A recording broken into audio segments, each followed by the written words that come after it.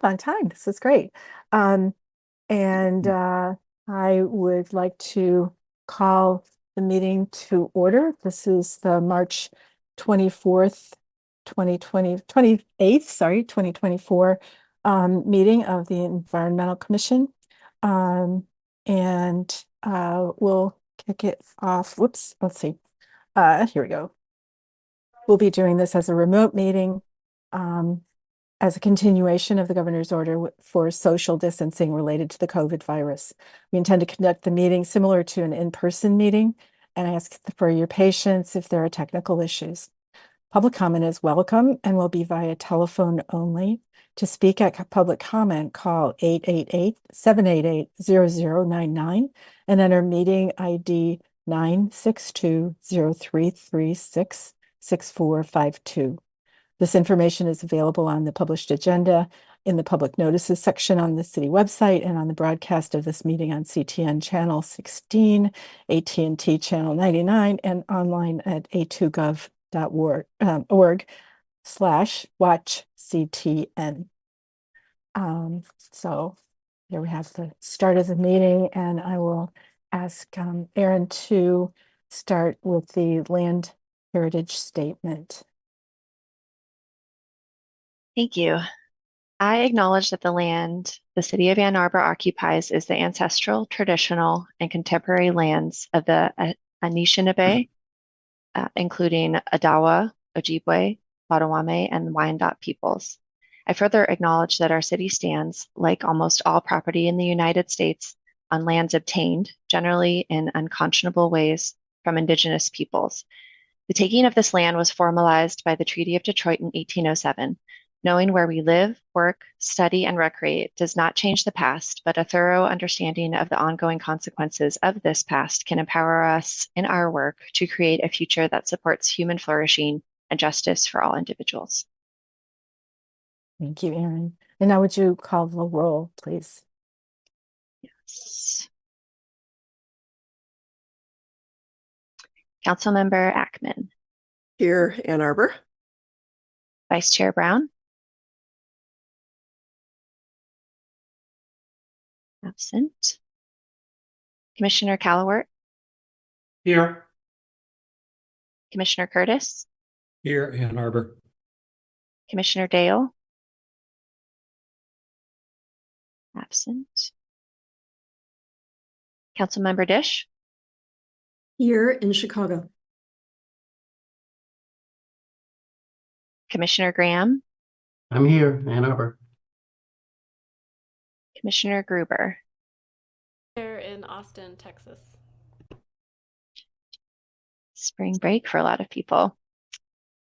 Commissioner Marson. Absent. Commissioner Mirsky. Here in Ann Arbor. Chairperson Mitchell. Here in Ann Arbor. Commissioner Nedrich. Here in Ann Arbor. And Commissioner Wayhing.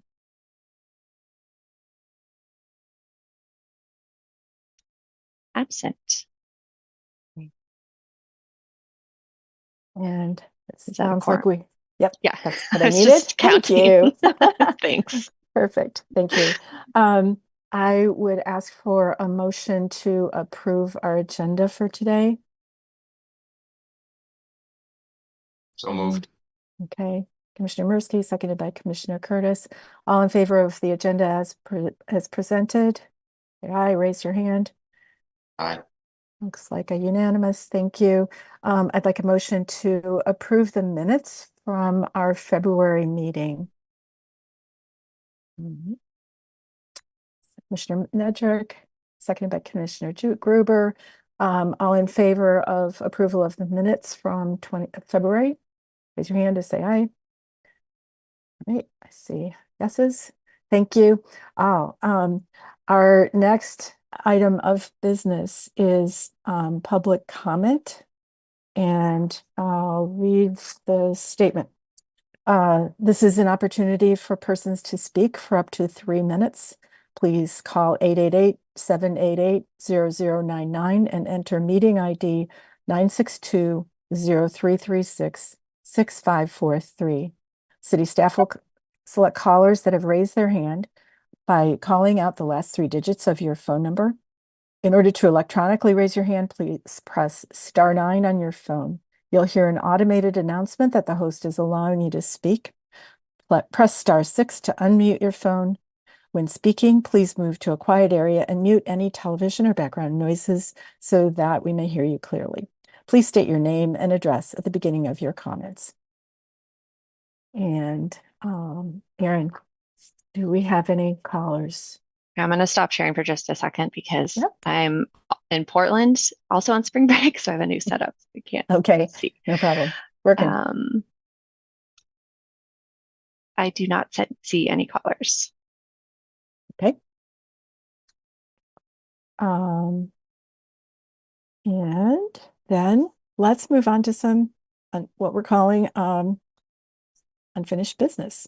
And this is a presentation that I appreciate staff coming for, Jen Lawson from the Water Quality Manager for the City of Ann Arbor, and Jerry Hancock, the Stormwater and Floodplain Programs Coordinator for Ann Arbor. They'll provide us an update on the stormwater management guidelines for public street construction and reconstruction. It was formerly called the Green Streets Policy, and we'll now hear the status and update and where we're going. Thank you for coming, both of you. Thanks, Saul. Erin, is it okay if I share my screen? Yes.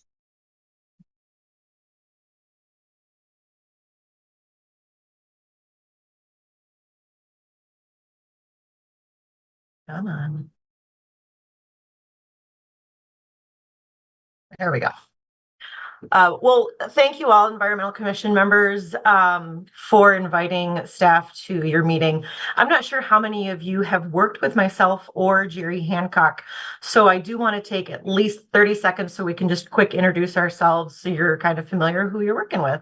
My name is Jennifer Lawson. I am the Water Quality Manager in the Systems Planning Unit. I've been with the city 13 years. Prior to that, I worked for an Oakland County community as their environmental coordinator. Prior to that, I was a stormwater watershed planner for a engineering firm. My background is water policy and law, and then my master's is in landscape architecture. No, I don't really use the landscape architecture a whole lot, but I can really identify some trees. But we work in our systems planning unit, kind of cross-collaborative across the entire organization around the idea of managing utilities and our assets. So you'll hear us sometimes talk about asset management or underground infrastructure. And that's really where our focus is more on the broad scale, holistic policies on how we manage our infrastructure and how we rehab, improve, replace our infrastructure across the entire city. And Jerry, do you want to take a few minutes to introduce yourself as well? Okay. Jerry Hancock. I'm the city's Stormwater and Floodplain Programs Coordinator. I've been at the city almost 34 years, and I am going to retire in July. So this project we were trying to wrap up before I retire. I have a degree in forestry from Michigan Tech and a master's in environmental planning from Eastern. And that's really what I do, environmental planning. And like my title, I mostly focus on stormwater and floodplain management. Sorry, I just got the dreaded your battery is low notice. Okay, plugged in. Well, we do have a few slides that we want to run through with sort of, where have we been? Where are we going, and what have we learned, and some of our staff recommendations around the stormwater infiltration policy for the public road right of way. So many of you recall about 10 years ago, we came up with what we termed the Green Streets Policy. And that specifically focused on road construction or reconstruction to start thinking about walking the walk. So the discussion from the Water Committee, which was out of the Environmental Commission, really focused on this idea that we require developers to manage stormwater, but the city wasn't maintaining or managing stormwater that well ourselves, especially when we start thinking about how much stormwater the city has to manage and what we create.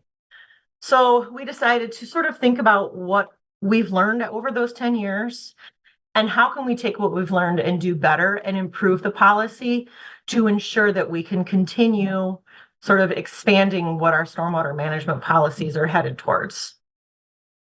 So just as a reminder, green infrastructure, which is really sort of the method or mechanism of how a lot of stormwater can be managed, is that non-traditional, it's not a pipe, we're not conveying water from point A to point B. We're looking at either using natural systems or mimicking natural systems to enhance, improve, infiltrate stormwater so we can start thinking about methods and means to improve stormwater sort of outside of building a big hole and filling it with concrete and making a big vault. In some cities, that's what we have to do, but in our community, we do have a lot of opportunities where we can use more sort of nature-based solutions or engineered solutions that mimic those natural processes. So one of the slides that many of you have probably seen over the years is sort of the scale of where does stormwater sort of come from for the city of Ann Arbor. So we have all of this road surface, including the public right-of-way, which includes driveway aprons and sidewalks that the city is responsible for, owns, manages, operates, maintains. When we started really looking at the numbers and the data, we recognized that it's about 10% of the city area. So that's, sort of taking I'll say concrete versus non-concrete. But it also, the number that's more important is that it's 25% of the total impervious area within the city, which means the city, and I'm using that with my hat on, is that the city is creating a lot of runoff that needs to be managed. And we require our developers to do it. We require homeowners to do it if they're doing a home addition. So we really decided, again, back 10 years ago, that we needed to start walking the walk.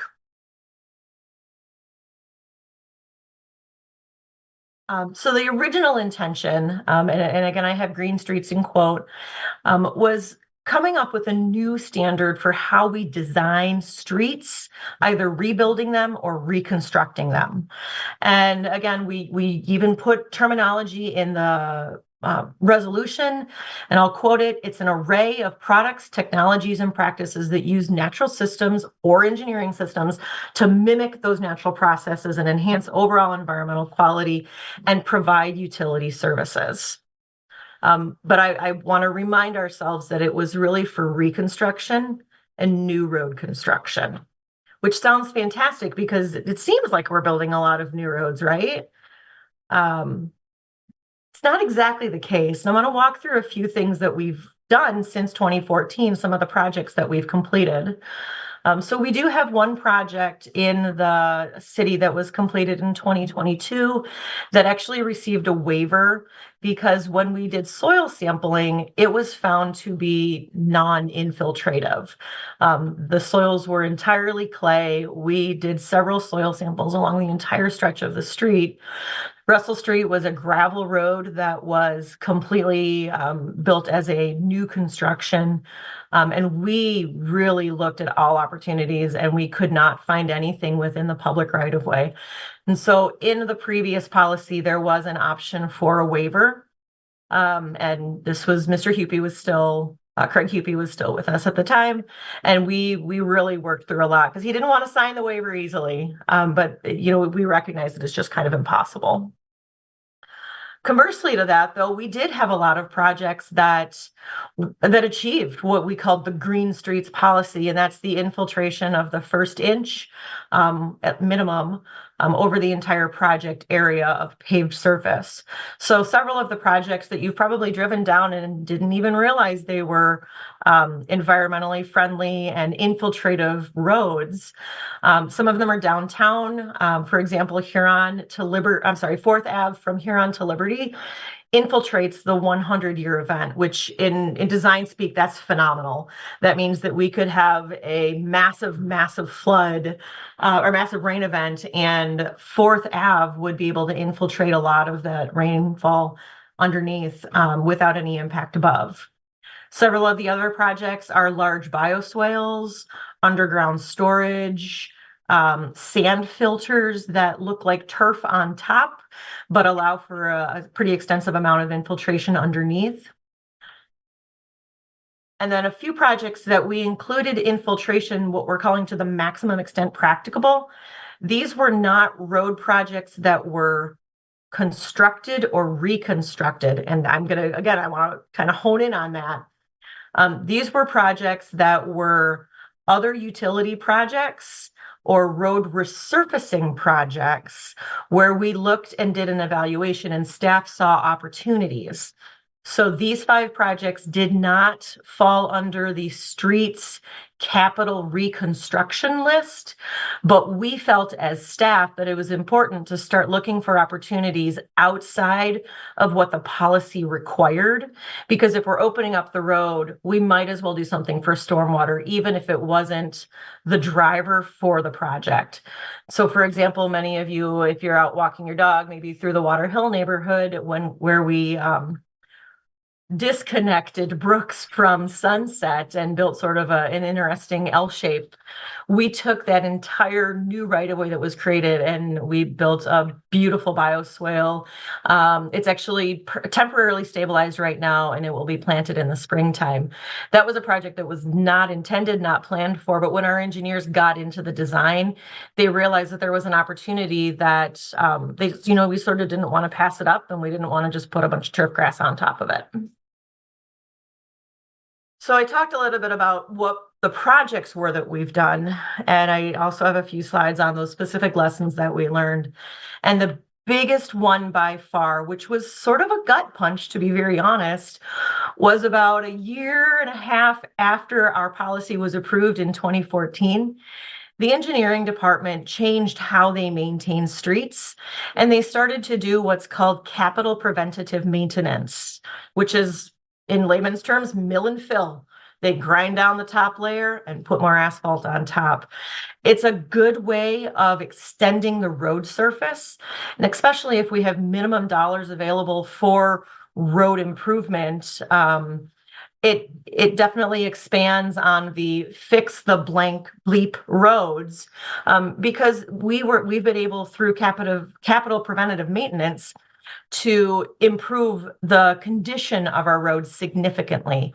But what that did mean is that we are not building new roads and we are not reconstructing roads. Therefore, the policy was sort of out the window because the previous policy, the original policy, only applied for road construction or reconstruction. So it's sort of, I'll say, cut our legs off before we really even had an opportunity to start implementing the policy. Other lessons learned is that just because we have great soils in the area doesn't mean that there aren't other utilities that are underground where we cannot put infiltration gardens within the public right of way. There's a lot of other pipes that are underground and it's not a virgin soil underneath that area between the sidewalk and curb. So while we love the aesthetic, and for example, this photo is a picture of some of the rain gardens in bloom along Miller. These are very, very heavy maintenance, high maintenance to maintain that aesthetic. But we were fortunate because we didn't have a lot of the utilities. Most of the water main and sanitary sewer were underneath the roadway, and we weren't going to be moving those. As we've continued, however, it's very difficult to either have the room within that area between the sidewalk and the curb to put in bioswales and rain gardens. We've sort of changed a little bit of our perspective as well and looking for opportunities for what we call tree vaults. But it's not a blank slate, in other words. Other lessons learned, and I alluded to this with the Miller rain garden picture, that maintenance is never easy and it never happens magically. And this picture actually tells us 2 stories. This is the roundabout up on Nixon. And I'm not sure how many of you remember this area. And can you guys see my mouse? Just question. Okay. There is supposed to be a rain garden right here. I mean, you can zoom in, you can drive by, you can get on your hands and knees. There is no rain garden there. It was built per plan. It was constructed per plan. It's gorgeous until the contractor that was hired by the neighborhood next door thought it was a bunch of weeds and mowed over it and continued to mow over it for an entire season. It's sort of a little gut punch that we were really excited about those opportunities. Now, mind you, the soil base underneath here is still infiltrative, and the rainfall that does get here does infiltrate. So we're still achieving the intent to manage stormwater. It just doesn't have that pretty flower aesthetic that we had designed. The other sort of lesson learned, and this is growing more and more and more we see, is the pushing for additional interests within an already restricted right-of-way. The protected bike lanes are phenomenal for bike traffic, but it reduces the amount of opportunity that we may have between sidewalk and curb for stormwater infrastructure that is visible above ground. Oftentimes we can move things underground, still achieve that same stormwater intent, but we sort of lose that aesthetic. A perfect example of that are the bike lanes along First. There is a sort of curbed, buffered area that does have grasses in it. But if you've ever ridden down it, that curbed area where the grasses are is about a foot wide, maybe at best 2 feet wide. And it's not really collecting a lot of stormwater and runoff that goes in there. In fact, that project is achieving infiltration, but it's not achieving that full amount that we were looking for just because we had such a restricted amount within the public right-of-way. So after about 9 years, if you will, so last summer, Jerry and I and our water resources group, we already knew that, we've been doing this for a long time, and we internally sort of had our own non-written policy of how we wanted to continue improving the Green Streets policy. But we also recognize that we have a lot of external stakeholders, including design engineers that the city works with often, that have made comments about the Green Streets policy really being an implementable document. So we worked with Wade Trim, one of our engineering consultants, and had them do a third-party independent review of the policy. In addition, we had city staff from the engineering department, we had city staff from the Public Works Department, and city staff from systems planning doing our own sort of individual reviews of the policy as it stood. And we came up with, I don't want to call it a laundry list, but it was a pretty detailed list of some things that we knew we could improve upon, and it would make such a larger impact and really a more implementable policy where we could actually start measuring change and measuring improvements. So we all got in a room and we hashed out our comments, and everyone was on board. Everyone was really moving towards the right direction. I don't want to say hashed out, but we all agreed that we could do a whole lot better. So again, this is part of the laundry list. One of the biggest ones, though, was the nomenclature. This idea that the street had to be green really was difficult because oftentimes, as I've mentioned through our lessons learned, we realize that it can't always be green. My perfect example is State Street that was just completed last summer. That infiltrates a 10-year, 24-hour event. So that actually infiltrates 3.26 inches. But it looks like a lot of concrete up top because there were competing interests. There was the idea of removing the curbs. There was an idea of making it, the public meeting space area. So while we're still achieving a lot of those wonderful goals and really overachieving those goals, we recognize that it can't always be green. So looking at how we can change the policy just for a sort of what people are thinking or what assumptions can be made.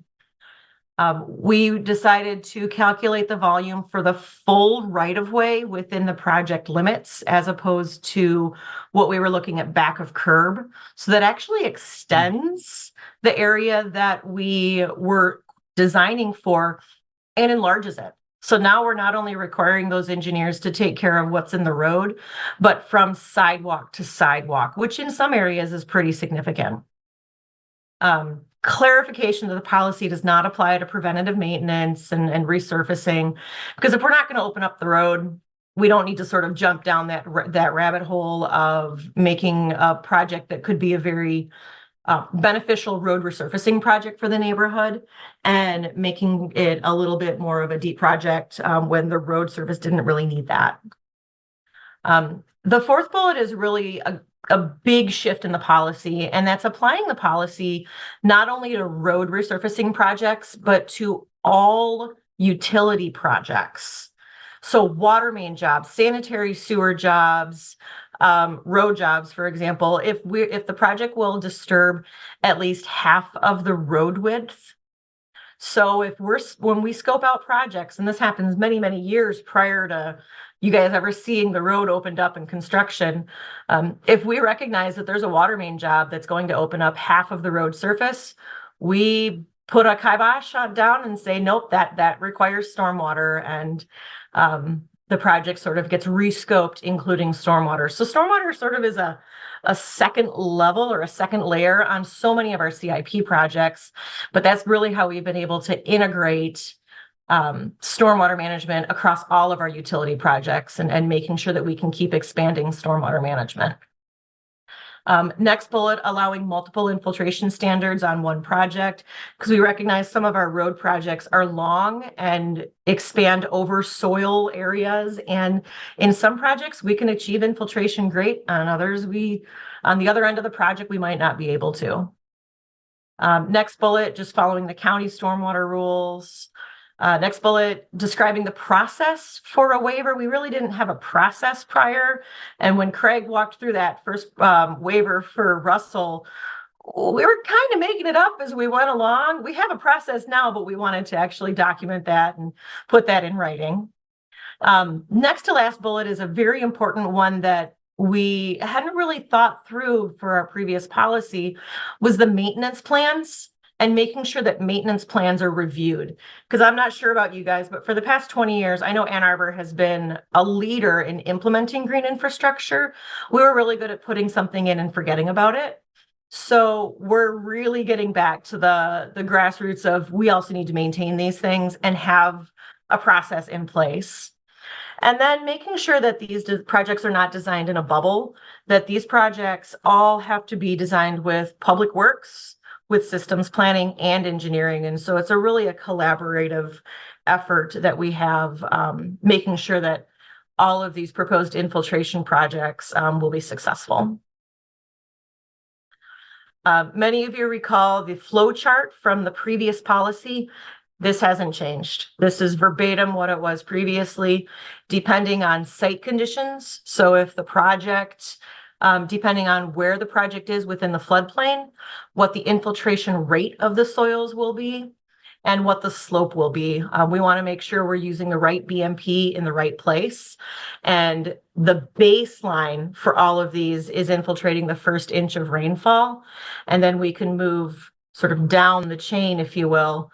The better soils that are underneath, we ensure that we're infiltrating at least what is possible. So if it's the 50% annual chance or the 10% annual chance. So just as a reminder, I throw this picture up here that we can solve or we can create stormwater management features that look a lot of different ways. It could be a trench underground with gravel for infiltration. It can be a bioswale. It could be porous paving brick. It could be a lot of different things. We encourage our designers to come up with a design. We don't want to be very predictive or sort of authoritarian on telling them they must design a bioswale, because if they're going to try to fit that square peg into a round hole, it won't work. But we encourage them to be a little more creative and use the stormwater management manual from the state, which gives a myriad of opportunities and ideas to manage stormwater. So we're really making sure that we're sort of opening up our eyes and thinking outside the box so we can make sure that we're managing stormwater to the best of our ability.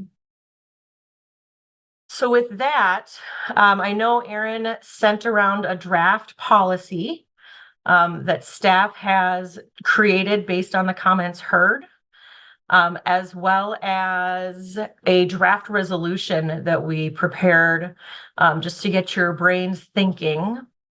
But with that, Erin, I'm going to turn it back over to you. Jerry, is there anything that I forgot before I turn it back over? I don't think so. You covered Okay. it. I have to say, Jerry did a brunt load of the legwork on this project. So kudos to Jerry, sort of herding the cats and making sure that all voices were heard, because this was a big undertaking, but we're really excited to see it come to fruition. So Erin, do you want me to stop sharing?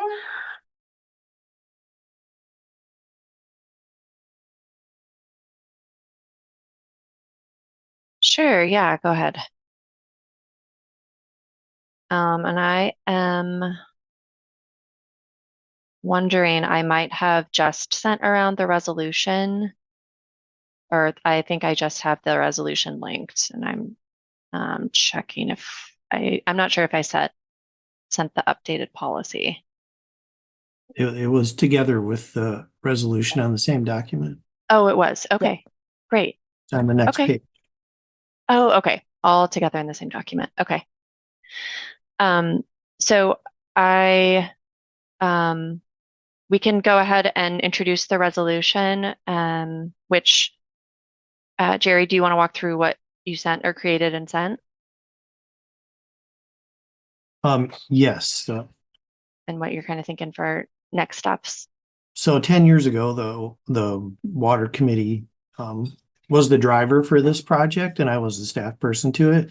And so I went back and found that resolution and have updated it, because that's basically what this project is simply updating the policy to apply the last 10 years of knowledge of working on it.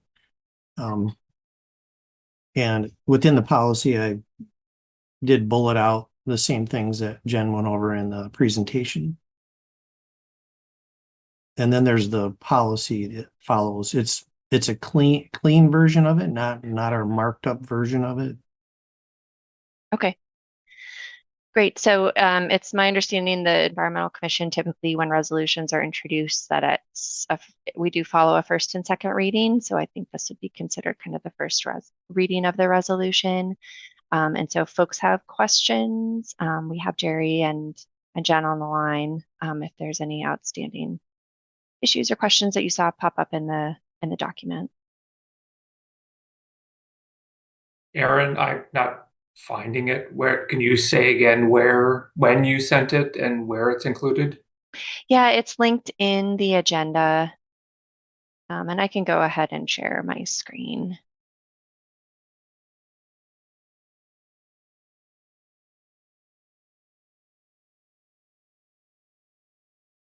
And I think we may want to also have some questions addressed based on the presentation. Correct. So sorry, I'll hand it back over to you, Rita, if you want to kind of field questions. Sure. Okay. Looks like Commissioner Gruber has a question.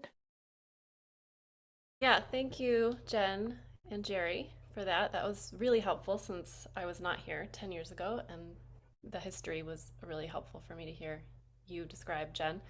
So my question is, I understand that council has been talking about this trunk line transfer, where perhaps the city would take over Huron, parts of Maine, maybe Washington. I can't remember the fourth one, maybe. And I don't know what happened at the last council meeting. And perhaps council members Dish and Ackman could add to this. But so my question is, what implications do you think that this update would have to that potential, which I think would be big projects that the city would be working on those big trunk lines in our city? Well, I can sort of take a stab. First of all, we already have some stormwater infiltration on those trunk lines. The DDA did a project on Huron, and many of you will probably just look at them as the darker gray bricks in the sidewalk. Those are all infiltration pervious pavers. And the city maintains those already as part of our Act 51 dollars with roads. So I don't think it would be a pretty significant change for us. We would just start applying these same policy standards to the roads that we now own and maintain. When we did the infiltrative pavers along Huron, it was sort of a partnership with DDA and with MDOT and the city. And it worked relatively well. I think the only issue that we had was more of a maintenance question because they were put in, but nobody really asked our public works guys if they had the equipment to maintain it. So we now have to rent a little sort of power washer thing that has a lower PSI so it doesn't blast the sand out of the grout lines. But no, we've done it successfully, and I would anticipate that we would continue doing it successfully. From a stormwater standpoint, it would make an opportunity to do stormwater that we might not otherwise have if it were just an MDOT project.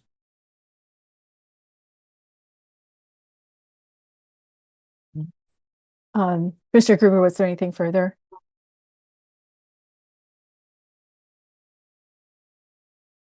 I guess no. Commissioner Curtis? I just want to say, I just went and looked at the agenda on Legistar and I don't see this file linked there. The presentation, but not this file. I thought I know I got it. Yeah, it's not there. Hmm. The resolution is there with a summary of changes, but Okay, that's Yeah. my mistake. So I will. Yeah, this one is not. Okay. I will go ahead and we can include this in our next meeting. So I apologize for that. all right. Aaron, I see it in Legistar. If people go to Legistar online, it is linked as a separate agenda item.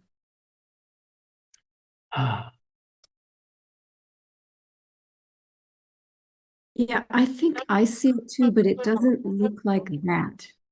If you look, it doesn't look like that. No, it's jumbled and it's the actual text. Yeah, it's the normal like title memo, blah, blah, blah, right? And then whereas resolved. Yes? I'm just gonna share. I'm stealing this from you Okay. guys. Yeah. Make it big though. What's up there right now is I will make it big. I will make it big. Yeah. Okay, so tell me, can you guys see this? Oh, Aaron's still sharing. I'll stop share. Okay, thanks. All right, so if you go in to our fabulous Legistar, yeah, right, if you that's go over to fine. the agenda, and then you click on, I'll show you what I did. When you click on the agenda, it'll pull up the full thing. Let me go back. So it'll pull up this friend, and then it is the second one, which is very jumbly, but if you click for full text, there it is.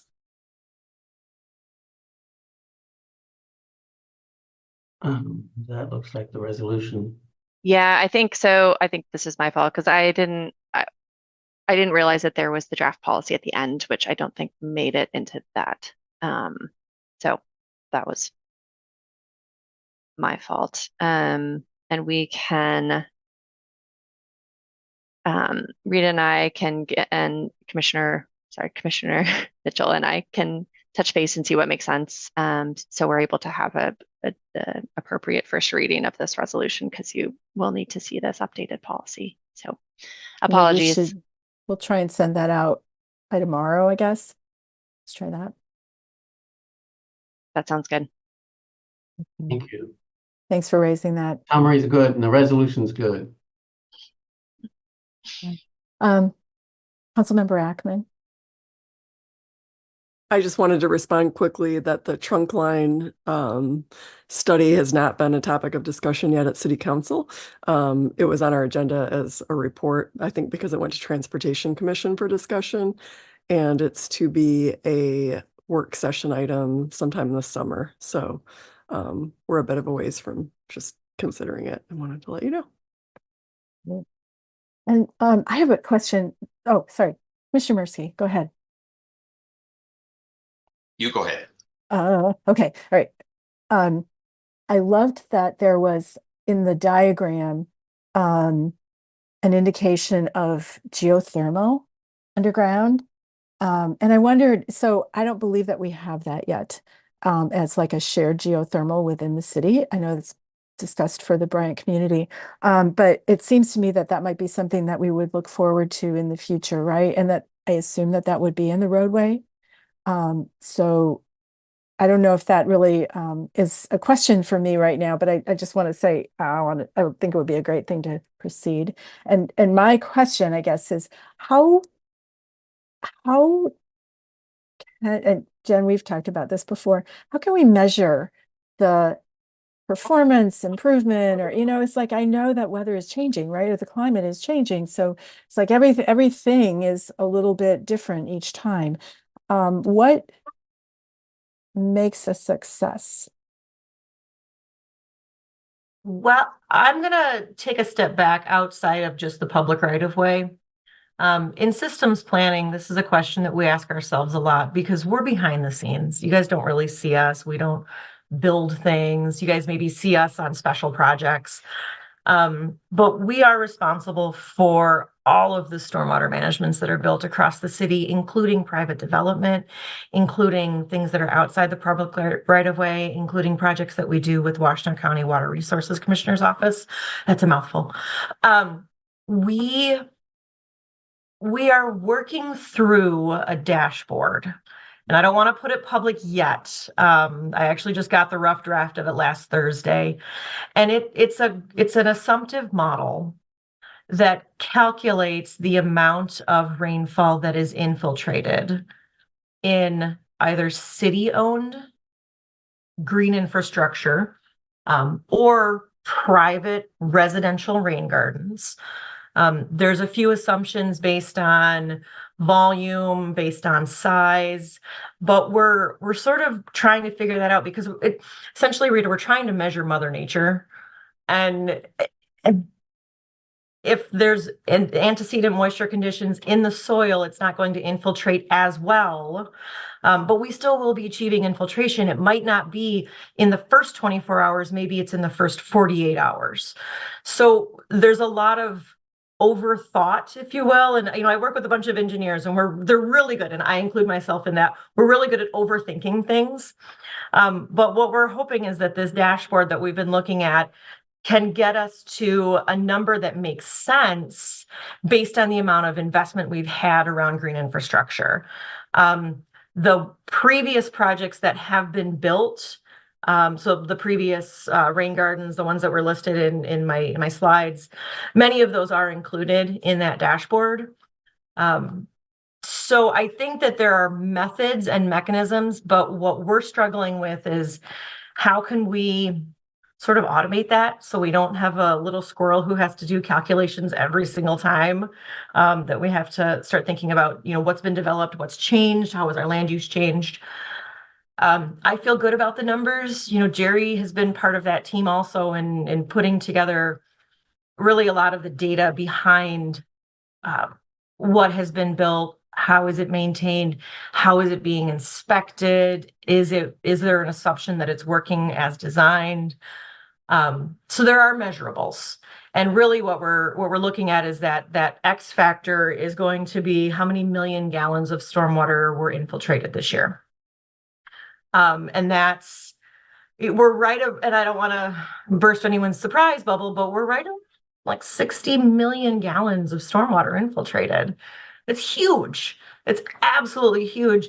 And that's not including the systems that Mother Nature already has on her own. This is on man-made things that we've built. So we are measuring what we feel is achievable to measure. But as I said, Mother Nature kind of doesn't think that way. Jerry, what are your thoughts on that? Yeah, so part of it is we have to make assumptions because we're not actually putting meters out.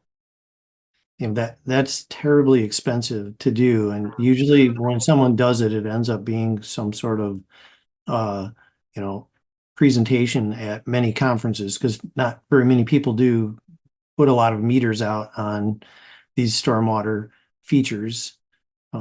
So that's not, we're not talking about putting meters out. We have done some of that in the storm sewer system on a large scale for our model. And if we do that in the future, compare, we might be able to compare like how have we done in the last 10 years, versus the last time that we put meters out in the system. If we have some rain events that happen to be similar, you could compare, but even that, you have to make a lot of assumptions because no two rain events are the same. Okay, thank you. Thanks, Commissioner Rita. Ski?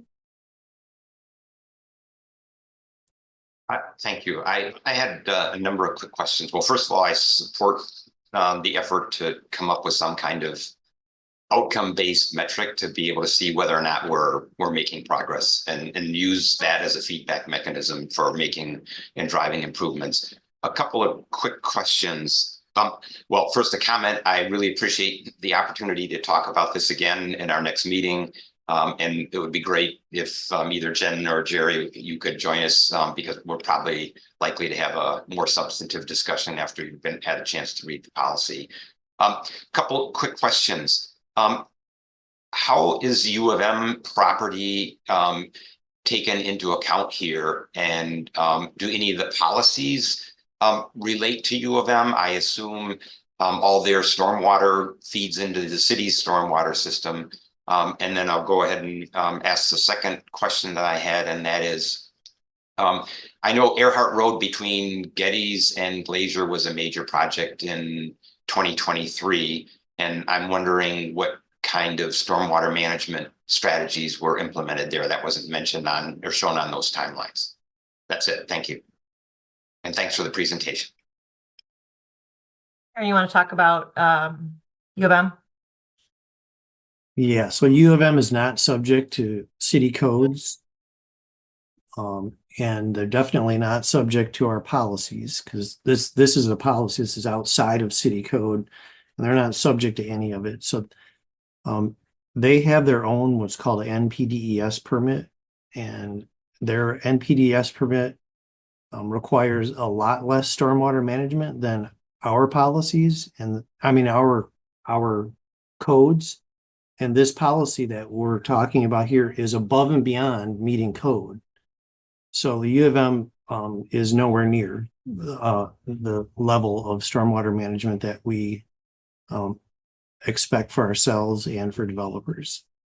Is that something that could be addressed jointly, given the two entities are updating their comprehensive and campus plans?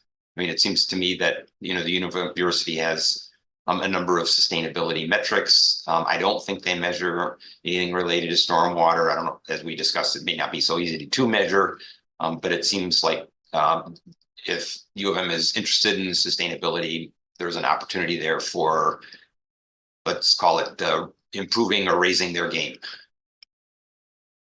I think to do that, you'd either have to change state law or at least change the regulations that are applied to the U of M by Eagle. They're the department that oversees their NPDES permit. And the university is not any different than any other university in the state. They probably all have the same permit. And so like we require control of first flush, bank full, 100-year, and have this infiltration standard, which also is also applied to private development. The university only has to do the first flush. Well, they don't even call it that. They call it water quality standard. And then they are required to deal with the bank full event, but not even for the whole site, only for the difference between pre and post. It's really like, if you just want to like look at it on a scale, they only require to control maybe a quarter of the volume that we would require.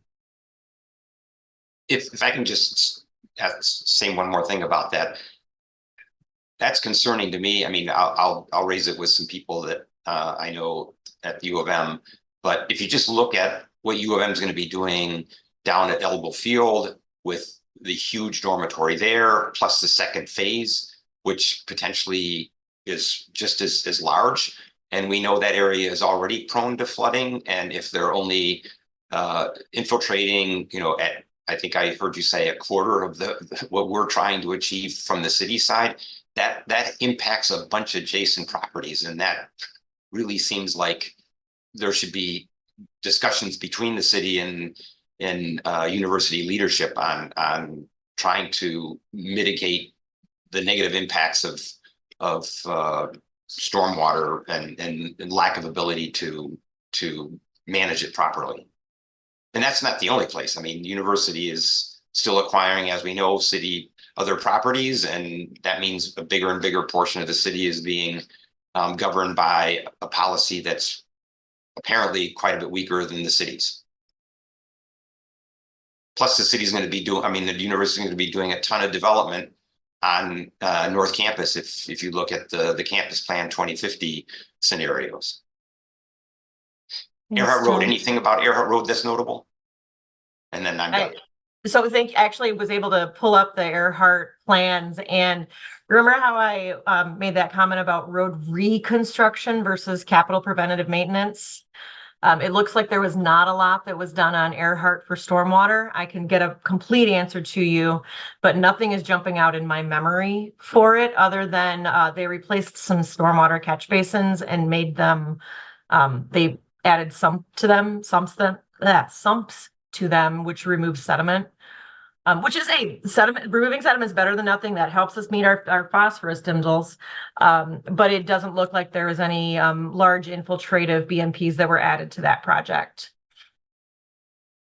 I do know the new roundabout that's proposed on Pontiac Trail is going to have infiltration. It's Pontiac Trail in Duvarn. I'm surprised about Earhart because the road there was taken down to the road bed. Several roundabouts were installed. I mean, it was a major project. It was one of those projects that sort of fell into it doesn't have to follow the policy because the policy hasn't been updated. And I don't know exactly off the top of my head what was included, but we can definitely get an answer for you. So I'm going to call us time on this because we've got two more presentations, and I'll take questions from Commissioner Nedrick and then Commissioner Curtis. Thanks. I have just like two kind of quick things. Thanks, Jennifer, for the presentation. That was really interesting. So like circling back to metrics, I know we mentioned, and it's also in the resolution, the TMDLs.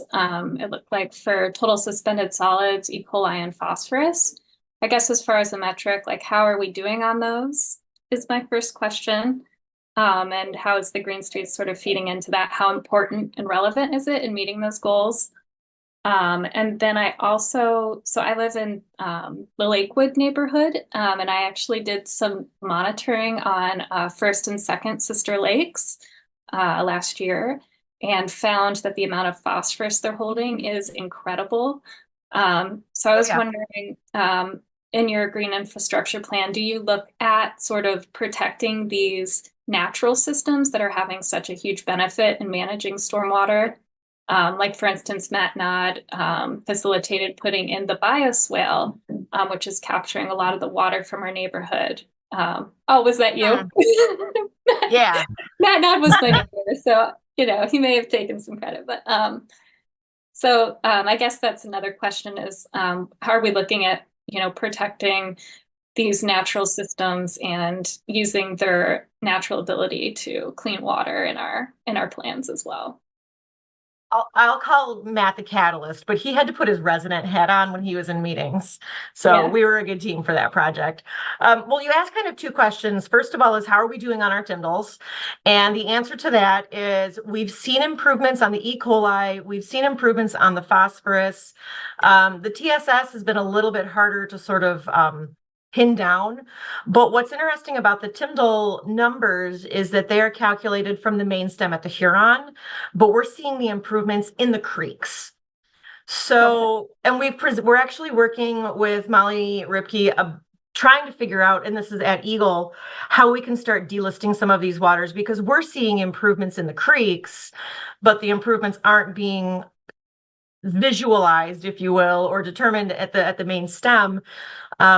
We have a lot of this data that we haven't necessarily put out to the public, only in that it's kind of confusing.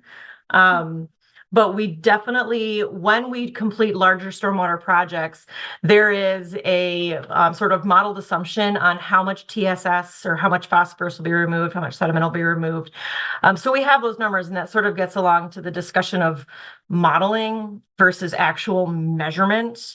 The measurement is in the creek downstream a year or two after the construction project is completed, because you've got to sort of wait for great grow in and vegetation for the project to actually function how it should.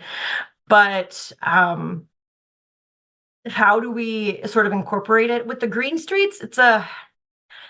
They're such small scale that it really is the 2 or 3 containers, and I see like 5-gallon containers maybe of sediment that we're keeping out of the river. But maybe if we start adding more of those, it's sort of a cumulative benefit for these smaller street scale projects. Where we see a lot of improvements for, and you mentioned specifically phosphorus and TSS, is when we do stream bank stabilization projects. That's really where you get the murky waters, the muddy streams. We're not seeing that. Obviously, a bioswale type of project is very different than a stream bank stabilization kind of project. So we're not doing monitoring on each individual project. A lot of it is model based. And then there's an annual calculation. Did I answer all your questions? You did. Thank you. Okay, good. I was making notes. Commissioner Curtis. So hopefully this is an easier question. When you're doing road construction work, like at the intersection of Sunset and Brooks, there is a very low quality nature area that's adjacent to it. And did you look into using the nature area for some of the stormwater management? And there's other low quality nature areas or streets that might have the same opportunity to support stormwater. We did. So the one at Brooks and Sunset is interesting because that kind of landed in our laps through the scoping project, which is cool because it always makes our designers think differently. We were looking at where the water was coming from, where the water was going to, recognizing that there already was a lot of water going down into that Brook Sunset nature area that was already erosive. So our main goal for this project was to capture the water within the public right-of-way before it got down into that Brook Sunset area. So in essence, sort of protecting it, allowing it to not receive as much road runoff. So it wasn't necessarily a protection for the services that it provides. It was more of a protection because we don't want to damage it any more than we already have. Well, it's better than it used to be. We've done some work in the nature area, and it's Absolutely. 10 years ago, it was a lot worse for the stormwater than it is now. So, but what you're doing will help quite a bit. That's what we're aiming for. Right. Well, thanks everyone. I hate to cut this off, but I'm aware of our next presentation. So I think that Erin, we should work out our next steps because I think it would be worthwhile perhaps for the commissioners to have the opportunity to send some additional questions to Jen and Jerry that might be helpful in terms of the next review at our next meeting. Does that sound okay? Absolutely. Yep. When is your next meeting? April 25th. It's NFL draft, my friends. What? Sports. I live in Detroit. Okay. That's an NFL draft day. Okay. Well, we'll have to work around something there. Anyway, I want to say thank you to both you, Jen and Jerry, for this presentation. I think you can see that the commission is very interested. And I think that the result of your work will be something that we'll really appreciate. And so we'll go to the next step. By the way, if Jerry doesn't make it to our next meeting, I think all of us on the Environmental Commission, present and past, want to thank him for all of the wonderful service that he's given the city. And Jerry, we're going to miss you. Thanks a lot.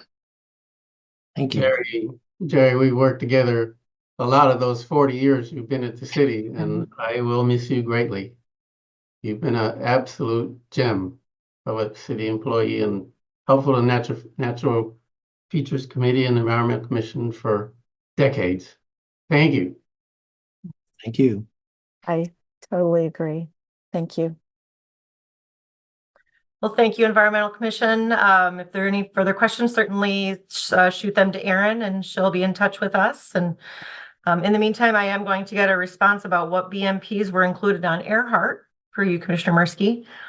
And we hope to continue the conversation and get the updated policy passed. Thank you.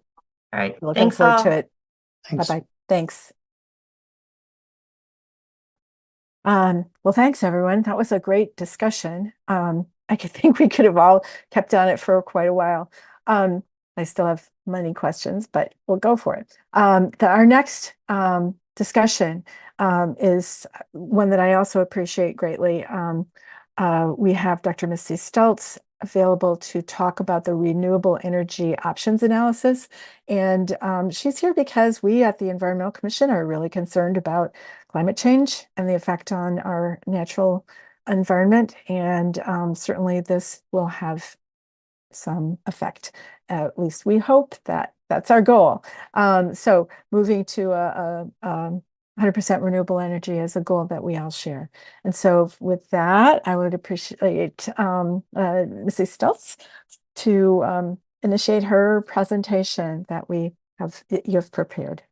Great. Thank you very much, Chair Mitchell. And everybody, I know it is late and I know we are in stormwater mode and we're going to pivot for a second. And what I'm going to do is not actually go through all of my slides. I'm going to give you a high level because every single thing is actually on this website.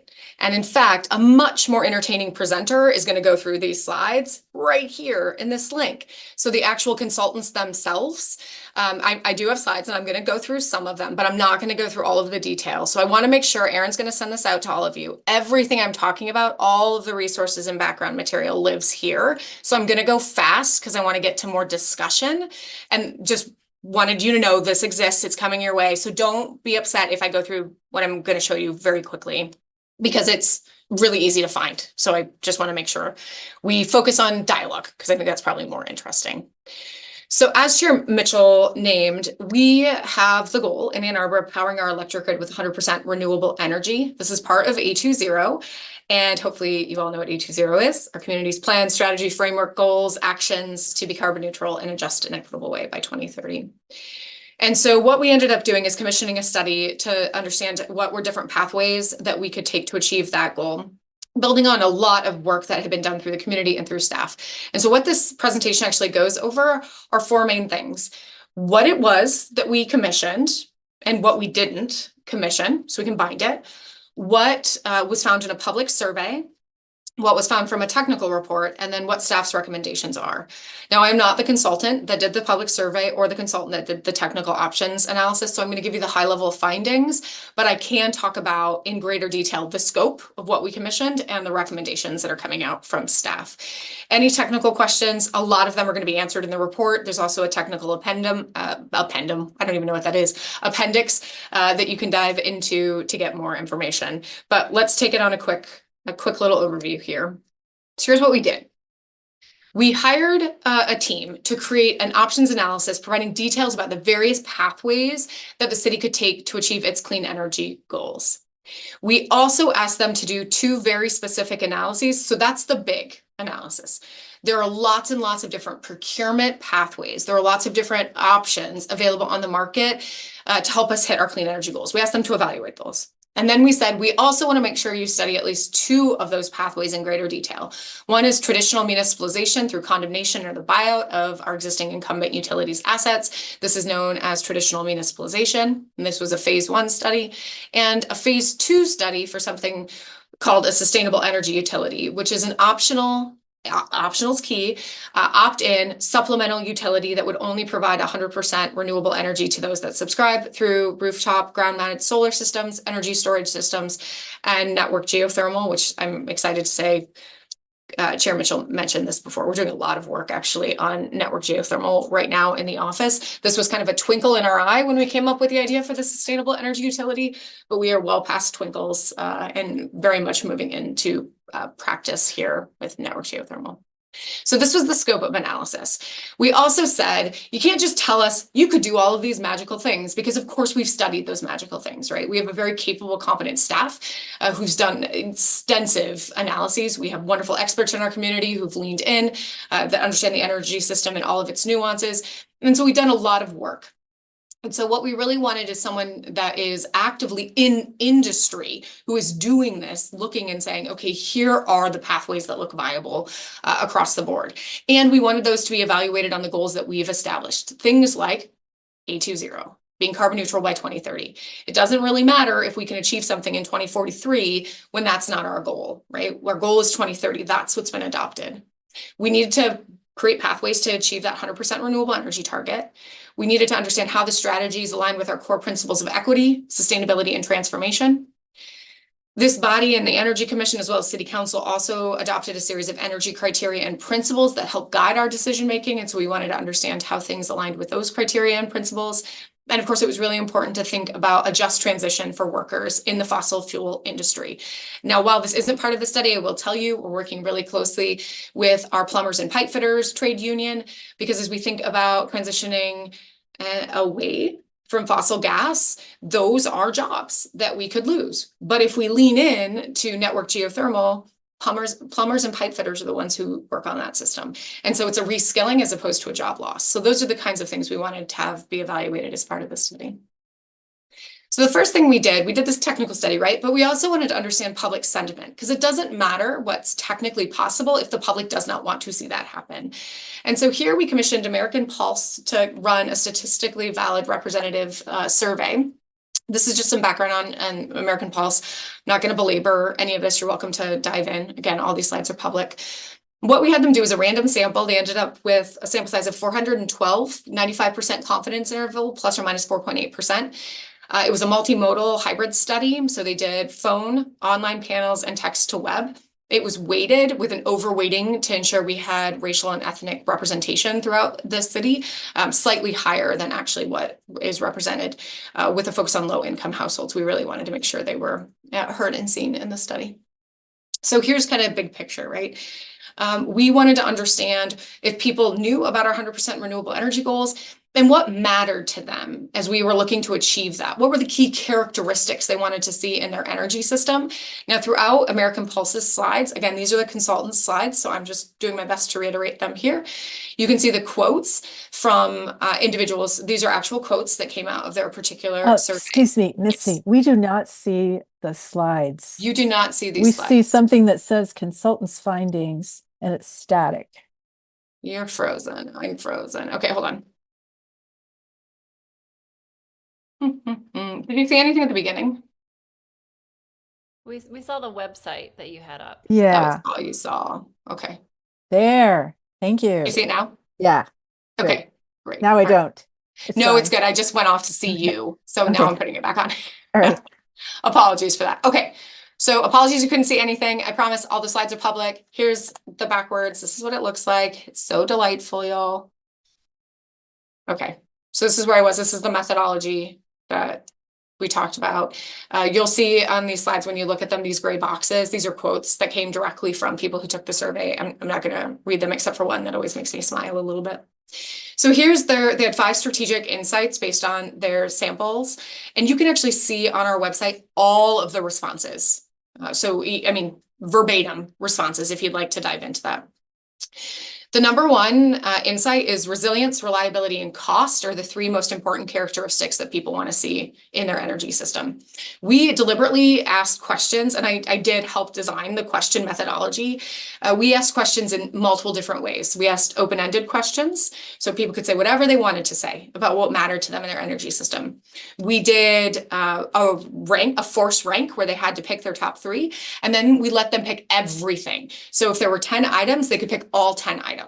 So in that way, we were able to look and kind of compare responses. And no matter how you ask the question, these are the three most important things, with resilience being by far the number one thing that people want to see. Now, I'm using the term resilience. We didn't.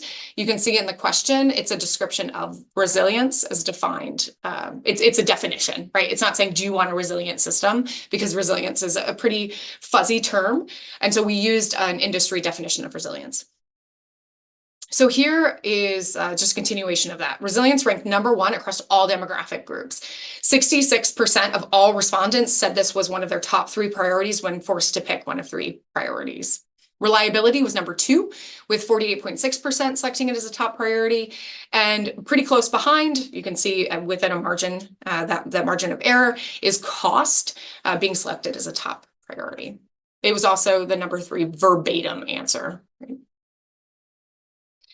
Insight number two, this one I'm delighted by. Didn't realize we would have this high of a response rate, but we have about 75% of respondents that are aware of our goal to achieve 100% renewable energy community-wide. Now that level of awareness varies, as you can see in the pie chart off to the side. But this is great, right? This is a great foundation to build from. It means we have a lot more work to do to get out and really make sure that we move those just sums over to a lot. But there aren't many people who know nothing at all about what it is we're trying to do in the community. Insight three, residents generally support the 2030 goal. Now, this is a quote that always makes me chuckle because one of the things that we heard, it wasn't that 40% don't support the goal. Some of them actually think it should be more aggressive than 2030, bless their hearts. So this is one of the, you can see as soon as possible, 2030 feels aggressively achievable.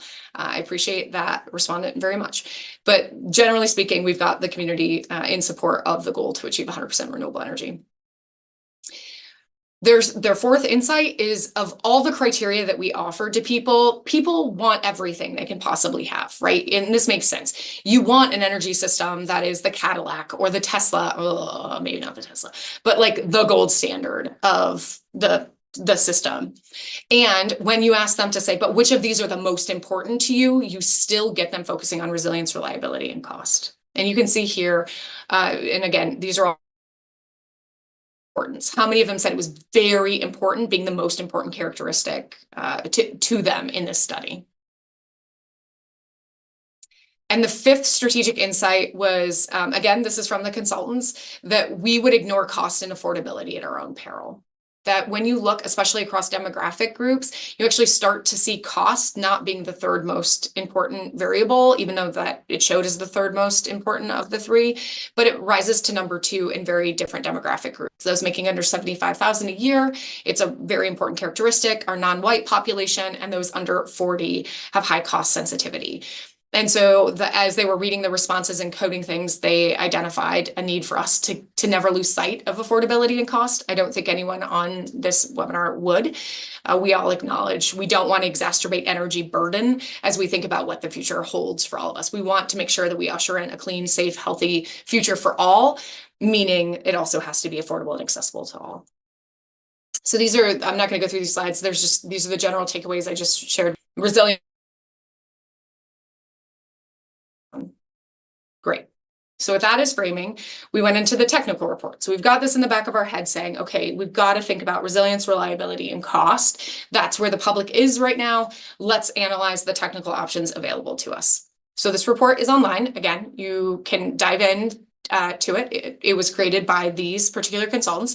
Five Lakes was the leading organization involved. New Gen Strategies and Solutions, who does the vast majority of municipal the country, Potomac Law Group, extremely experienced lawyers, multiple different lawyers from our state that work in the energy system, and SunStore Energy helping us with a lot of the energy storage analysis as part of the SEO. I'm going to quickly go through these because I want to get to the questions here. Part of the study, as you look to the future, is you have to understand both the present and where we're tracking under a business as usual scenario, as well as where we're tracking with all of our ET0 goals. So this slide just talks about how electric generation and electric usage are going to vary over time. So this particular one is on load, on usage. The next ones we'll talk about some other elements of the electricity system. But here, what we basically see is between now and 2030, there isn't really that much projected shifting in our amount of electrical usage. However, you start to see that change. And this is because we're electrifying, right? Vehicles are electrifying. We're talking about making a transition to more sustainable sources of heating and cooling as we think about transitioning our water heaters over to heat pump water heaters. Well, they're already electric, but our dryers, for example, making that transition. Our cooktops, if we're concerned about indoor air quality, we're having conversations about what we cook on. And so we're going to see greater electrification. That means to get to 100% renewable, we have to factor in that level of growth. So I just share that we are planning for a future in which we have increased electricity demand. Now, this is outdated. Let's just stop. You can look at it right now. This report was done before Governor Whitmer signed the new renewable portfolio standard. So that is true. We know that. We're analyzing all of this information. The most important thing to note when you look at 2030, that green slice, actually not the green slice, for you, I think it's teal, it's 35%, that's 50%. Because the new renewable portfolio standard the governor signed means we have to have 50% renewable electricity on the grid, or clean electricity is the actual vernacular, by 2030. It has to be 100% clean by 2040. So what that means is everything gets smushed, meaning that 41% we're trying to close is actually smaller. Our calculations are closer to, gosh, I think it's 28% when you factor in the different elements that we've got going. So that's good news. That means we have less of a gap that we're trying to close with 100% renewables. But yes, this is outdated slide. Please don't belabor it. I promise we're working on updating it. Okay, so the consultants analyzed various different pathways, and early on we ruled out some. We did not have them chase down solutions which were not legal in Michigan. While they could become legal, that's just not the moment we're in. And so we said only things that we could reasonably do. And so they reviewed the 6 things that are here: behind the meter solar and storage, community solar, power purchase agreements, both virtual and traditional, RECs, virtual power reduction agreements, and then the My Green Power program. If you have questions on what any of these are, we can talk about them. We had them, of course, analyze them based on these different procurement options based on our energy criterion principles. You can see how things rank across the board. We had them look at costing and temporal, like how early we could actually adopt these different strategies. And then we had them develop scenarios. So how would they stack things? Spoiler, there isn't one thing you can do. We already know this.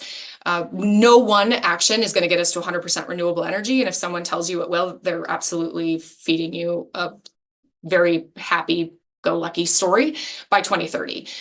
We're going to need multiple different solutions to hit our 2030 goal, which is why we're working on multiple different things at this moment.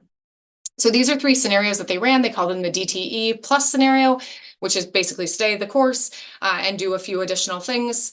There's the SEU plus DTE, and then there's the DT, SEU, and community solar strategy. They also ran costs for these different strategies. You can see the difference in what the capital outlay costs are, the recoverable costs, and then the non-recoverable costs, depending on what's included. Again, I know I'm going fast. This is all in the technical report. This is just kind of a quick, the structure that they talked about. So the DTE plus, this is where we continue to take service from DTE, but we take additional steps to achieve 100% renewable electricity credits, right? This could be a REC purchase. This could be a virtual power reduction agreement. This could be a virtual power purchase agreement. There are certain things that we can do, and there are certain things we cannot do if we take this path. The second is we stay with DT and we launch a sustainable energy utility. So this is that supplemental utility. We take as much demand as we can in the community. We generate local renewables. We provide that energy here in the community, and whatever else we need comes from DTE. And then we do a virtual power purchase agreement to close the rest of the gap. The third option is takeover of all of DTE's assets within the city and become the load serving entity, meaning we have to provide 24/7 power provision every single day of the year. This was not deemed to be possible by 2030. And because our goal is 2030, I'm not going to spend a lot more time talking about that particular pathway. So they also did pricing around the sustainable energy utility, projections and rates. What we assumed as we went into the analysis is that in order for the sustainable energy utility to succeed, it has to be cost competitive, right? It's got to be cost competitive with current rates, and it's got to be cost competitive with private solar leases. The good news is it can be, and it is. We're actually doing third-party verification of all of these numbers because we're very excited by what we see here. What we also know, though, is storage is not, if you tie in solar and storage, it is not going to be cheaper than your current rates in most situations. However, there is a value of resilience that you get. And we heard from our residents that resilience was very, very important. We also know a lot of people are investing in things like generators. And actually, when you factor in storage, solar and storage through the SEU, your rates can be cheaper than what it would be if you use traditional energy and got a generator. So there are cases, there's a rationale here for leaning into storage.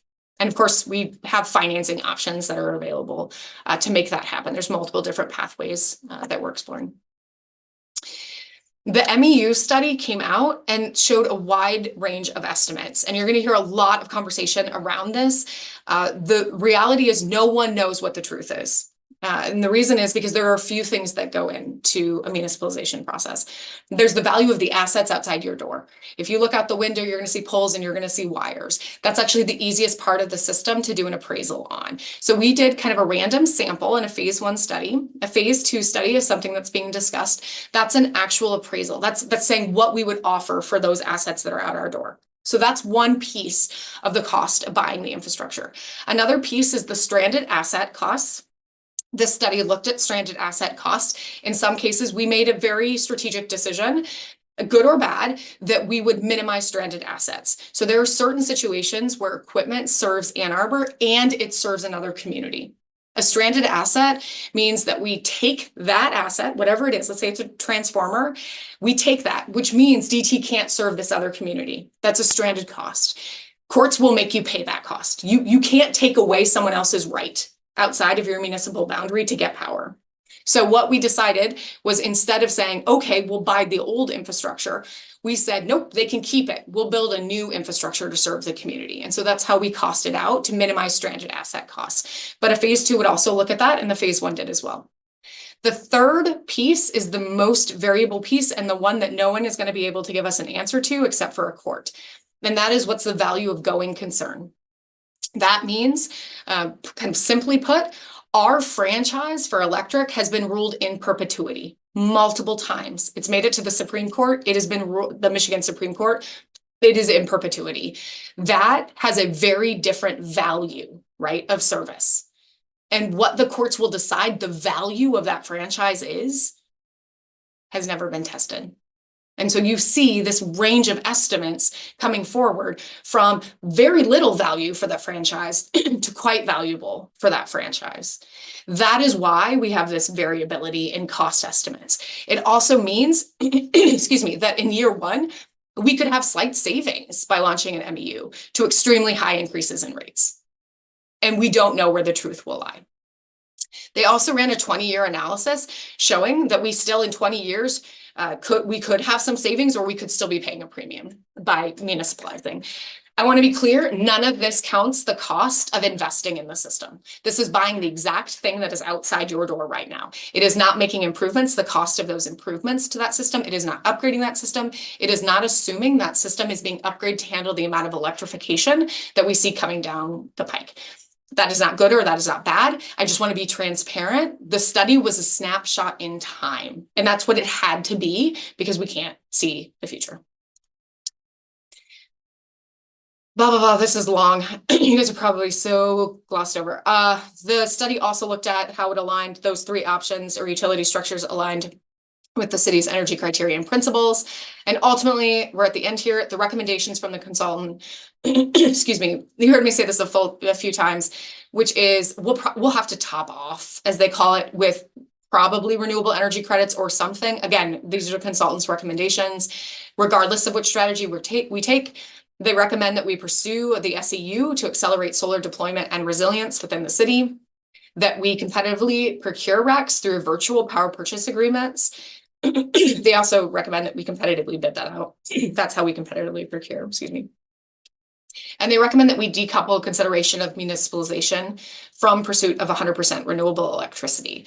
But if there's interest in pursuing municipalization, we need to think about acquiring those renewables, those top-offs, those virtual power purchase agreements through means that are transferable to a municipal utility. The good news is VPPAs are. So that's what the consultant said. I'm going to end here by what staff have recommended. So just a few weeks ago, we recommended to the city administrator and city council that we put the formation of a sustainable energy utility to a vote of the people. We are going to recommend that that go to a vote in November. We want to do that for a few reasons. We don't think that we have to do it, but this is a really big policy decision. And we want to ensure the public is supportive of this optional opt-in supplemental utility. If the public is not supportive of an optional opt-in utility, chances are they're not supportive of a full-on traditional municipalization effort, and we want to understand what public support looks like. Second, it gives us a chance to do education and engagement around the SEU, which means if it were to pass, we also would understand what demand would look like, which means we can roll out much more quickly and effectively. We also recommend pursuing grant funding to launch the SEU's second phase, which focuses on microgrids. I'll be working on a grant when I get off the phone with you all that's focused on that. And then third, we recommend initiating a request for proposals to generate new additional Michigan renewable energy systems that we could acquire here in the city of Ann Arbor through what's known as a virtual power purchase agreement. So those are staff's recommendations in terms of moving things forward. That was a lot. I will end where I started, which is all of this is on a website. There is so much more information. Go. Thank you, Missy. I have the feeling that there will be a number of questions from this group. And I do want to ask us to pay attention to time because we do have one more speaker. I have questions, but if anyone has some queued up, I'd be happy to call on you.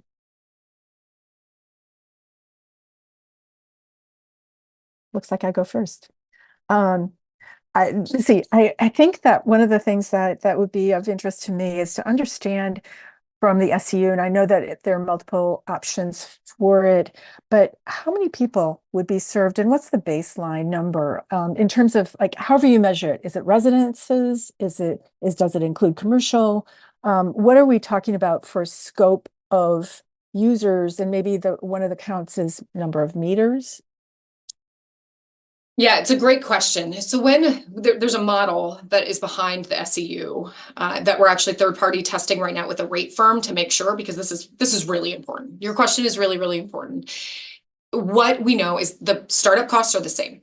You've got to have staff, you got to have a maintenance crew, right? You have to have the same things. So you need to have enough subscribers to cover those costs and have the cost be comparable to what we're currently paying or a savings. The good news is that's actually not a lot. I don't have the number in front of me, but I don't have the number in front of me, so I'm not going to speculate. I can try to pull it up in the back end. After that, though, those fixed costs are those fixed costs, right? Installing a system, the thing that excites me about the SEU in particular is for those of us on the line, I think many of us do already have solar on our home. We know that asset already has value. I mean, it's going to pay for itself over a certain period. And so this just makes this much more accessible to more people in the marketplace. So you add people on and you just get better, you get better economics. Effectively, you get scale. The way we modeled it, though, was residential and small commercial. So we didn't look at really large commercial because they're on a different electric rate. We can build that into the model, but that's just not where we started. And is that like, do you have I saw something like a range of like 6,000 to 12,000 some. In the model, good question. So what you can see in the technical report is we had them do 3 SEU scenarios. What would it look like in a low adoption to a medium adoption to a high adoption rate? I think the slide I showed, I'll pull it up here, was just one of them, one of those scenarios. But you can see the economics for all different scenarios. And you can see what I mean about the more people that subscribe, the better the rate is, because those fixed costs get spread over more people, but the rates actually work even in a low adoption scenario. But what's the denominator of that? The cost of, it's the fixed cost starting, like staff. No, it's a different question. If Oh, we've yeah. got 1,200 that would enroll, Mhm. how many are the total who could enroll if you magically you had 100% who Oh, it enrolled would in be the every SEU? household. Yeah, You how many is that? 55,000 Okay, roughly. Yeah, so 12,000 was modeled out of the 55. that's right. Okay, thank you. Yeah, we did it by 2030, to be clear, right? That's what we Right. modeled. So you would continue adding as you went, but we picked, that's the Mhm. timeline we modeled. Okay, Good all question. right. Anyone else? No? Oh, John Mirsky? As might be expected. So I have a number of points and I appreciate hearing Missy's response to them. And first of all, maybe I can start off by saying or giving the update on the Energy Commission meeting, which I would have to give at the end of the meeting, which is this is exactly the topic that we covered in the Energy Commission meeting, along with a resolution of support for the SEU. So first of all, I think it's maybe appropriate for me to state that I'm on the record publicly supporting the SEU. So I think this is something we should definitely do. But I have a number of, let's say, concerns or issues that I just like to raise. First of all, I think the situation is changing so dramatically with the energy transition and technologies. And I mean, just look at pre-IRA and post-IRA. I mean, huge differences. And so I think this is something that we're going to have to continually reassess. First of all, secondly, I want to point out to everybody that when we talk about 100% renewable energy, we're talking about electrical energy. And even at 2030, we're not going to have 100% renewable gas, and we're going to mean natural gas or fossil gas, as some people like to say, or 100% renewable gasoline or diesel. And so we need to be clear when we're talking about scope and costs and timelines and everything. This is talking about electricity. I know that things have shifted back and forth on CCA, but we should all remember community choice aggregation was assumed as a pathway. And I know that some of our elected representatives feel that it's not a very good pathway. On the other hand, districts have been redrawn. We control, the Democrats control, I should say, all three branches of government. And so I don't know that we should forget CCA. And I know Missy has also stated on the record that CCA is a good thing because if it were to happen, it would benefit every community in the state and would give them options that they don't have right now. It's not just something specific to Ann Arbor. One concern that I have, and this is something that I provided back in October, is that all of this analysis stops with 2030. And that's reasonable, given it's pretty far out. And as I said, a lot is going to change. But we have to be cognizant of the fact that costs, for example, are going to continue to accrue and have to be paid for by taxpayers. And one of the slides that Missy showed is a slide of costs. And there's a line item on there called non-recoverable costs. And those are costs that at least the report says that taxpayers are going to have to bear. And in the 820 plan, we have for strategy 7 action 4, went back and looked, an assumption that we are going to pay $10 million in total costs for RECs. Now, the costs that are shown in the report, as Missy pointed out, are going to be changing because of the new state renewable portfolio standard. But the costs that are in the report are substantial. Between 2023 and 2029, it depends on the choice, but it's roughly $10 million. So that's equal to the whole amount that's in the 820 plan. And in 2030 alone, it's going to be, for the option shown, DTE plus SEU, is going to be $12.5 million. And those costs continue to have to be borne by residents. And so I think we just have to be honest with ourselves and residents that these are substantial costs that are going to have to be recovered somehow. They're going to be in the city budget. Another thing is that we're assuming, the report assumes that all 820 targets are going to be met. I think that's a reasonable assumption, and we want to do that. On the other hand, I think if anybody goes through and looks at the 820 report and looks at indicators of success, timelines, and assumptions, there are a number of things that we are not meeting the timeline on. So if we're not meeting the timeline, costs will be higher. And then just the last comment, well, two more comments. DTE's CEO has said publicly in Ann Arbor at the end of January that he wants to partner with the city to meet our 100% renewable energy goals. I have no idea what that means. It would be really wonderful if DTE would outline exactly what they mean by a partnership and meeting our goals, because, well, I'll leave that as a blank, and then people can fill in the blank. But I think, if we're asking all these questions and what we should be doing, and a statement like that is being made, and there's an advisory committee being made for Washtenaw County where he apparently personally is going to be leading these meetings, and the first two meetings have been set, then I think it's really important that all of us be asking DTE, what do they mean by that? And a partnership to me means win-win, and it doesn't mean win-lose or lose-win. It means win-win. And then finally, I know there was a lot of email exchanges back and forth with the commission that Aaron forwarded between Ann Arbor Public Power representatives and the city. And I would just encourage everybody, there was some criticisms of the report from A2P2. There was a rebuttal from Five Lakes. And then there was a rebuttal to the rebuttal from A2P2, and I would encourage energy commissioners to look at that and judge for themselves. My sense is, and I need to look at these more carefully, is that there were rebuttals from Five Lakes that really didn't address a number of points from A2P2. And I'll go back to my very first point. That's why I think we need to have an ongoing conversation about all of these issues. So thank you for allowing me to ramble on there. That's it.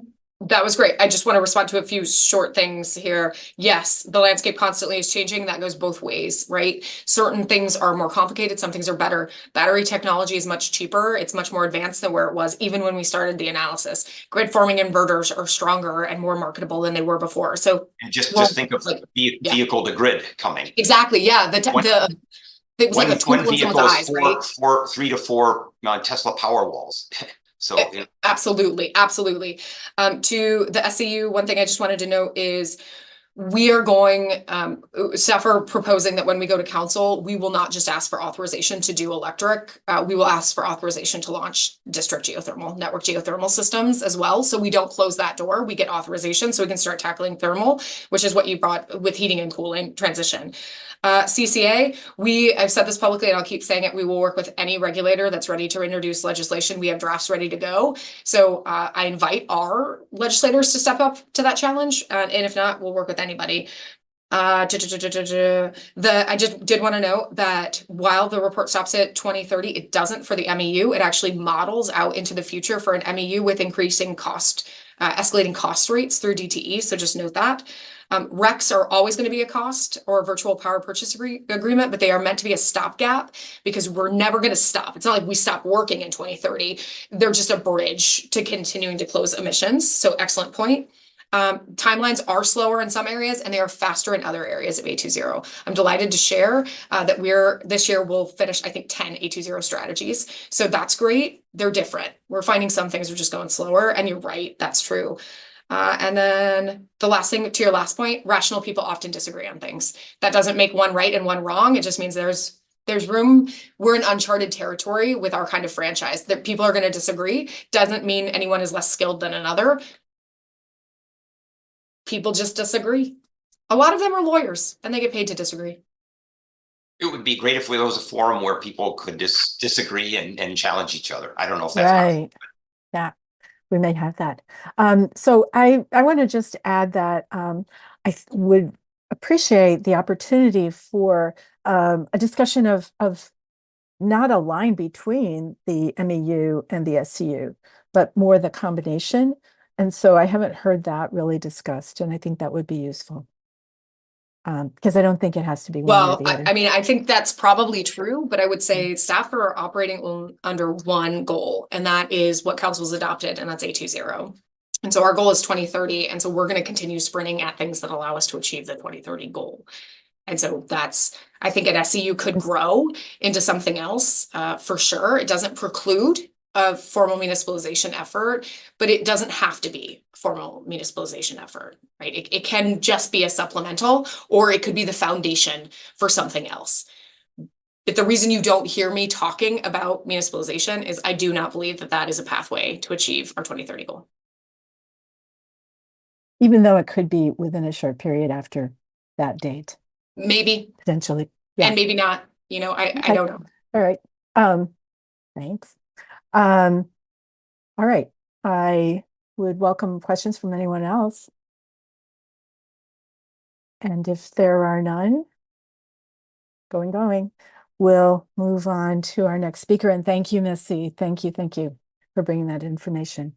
And now we'll have some information from Greg Woodring, who is the president of Ann Arbor for Public Power. We have had Greg here as a speaker in the past, and he's here to talk about Ann Arbor for Public Power and the potential of moving forward with a phase 2 feasibility study for looking at how this could potentially play into Ann Arbor's future. So thank you, Greg, for being here. Thank you so much, Chair Mitchell and commissioners and council members. I really appreciate you having me here to speak to you as well. And I will also try to be as brief as possible, as I know that we're nearing the end of your scheduled time here. And I'd also love to entertain any questions that all of you have. So we're Ann Arbor for Public Power, as Rita mentioned. I've been here before to talk to you before, but essentially we're a grassroots organization. We're 501c4 technically, and we're working towards achieving what we believe is the spirit of the A20 plan, which is true 100% renewable power.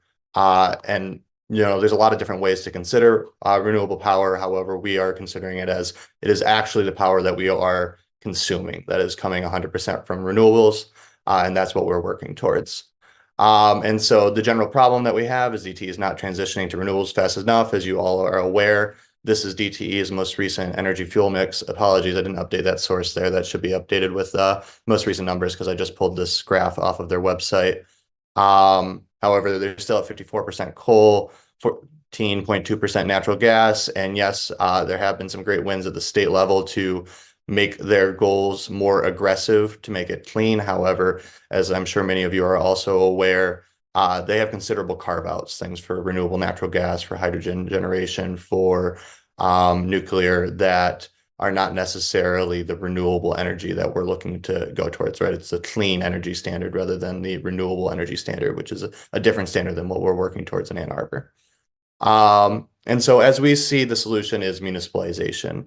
And the reason for that, and municipalization, as I'm sure all of you are aware, is essentially us taking over the electric utility, as Dr. Stoltz already laid out. It's worth noting that there's over 40 municipalities in Michigan that have some form of public power, whether that's co-ops or munis like we're discussing creating. There's more than 2,000 communities across the United States that have public power. A big advantage of it is that it's legal in Michigan, right? That we have a clear legal authority granted to us by the state constitution and the Ann Arbor City Charter to municipalize. So the basic reasons why we believe that municipalization is the right option for us is reliability, affordability, local control, investing in our community, and as I'm sure those on the commission today are most interested in, the environmental aspects of it, right?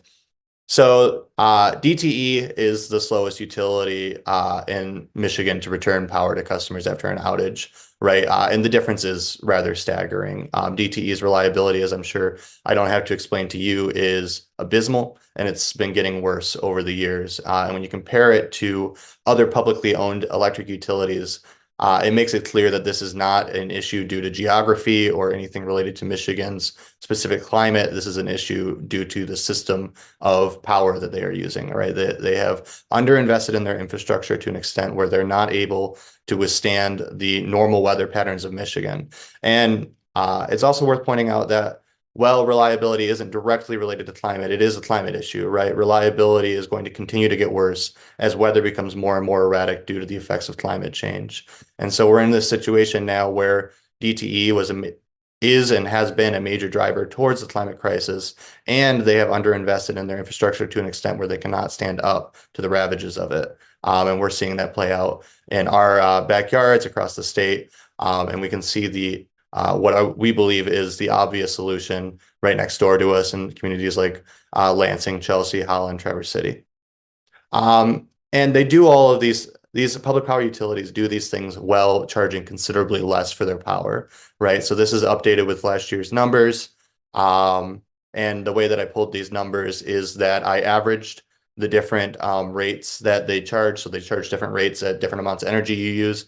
This is probably not actually accurate to the actual demand, but it is a relative ballpark, right? And I did this across all the utilities, so hopefully it's fairly even. However, you can see that when you're looking specifically at residential rates, right, which there is a big difference, especially after the state allowed DTE to separate their residential and industrial and commercial rates. Residential rates have been going up and up and up for investor-owned utility customers, and that has not been the case in publicly owned utilities across the state. We are paying under DTE about double what many utilities, or close to double, slightly less than double in a few cases, what public owned utilities are paying for their power. So we are paying a lot more for a lot worse power. And I'm not pointing this out to say that this is exactly what we're going to be seeing if we were to municipalize. As you've already heard from Dr. Stultz earlier in this meeting, yes, there are costs that we're going to have to pay off if we municipalize, right? Like we are not going to be Lansing, Chelsea, or Traverse City the day after we municipalize. However, in the long run, this is what you can expect to see, right? You can expect to see our costs continue to go down because the model is what produces this difference in cost, right?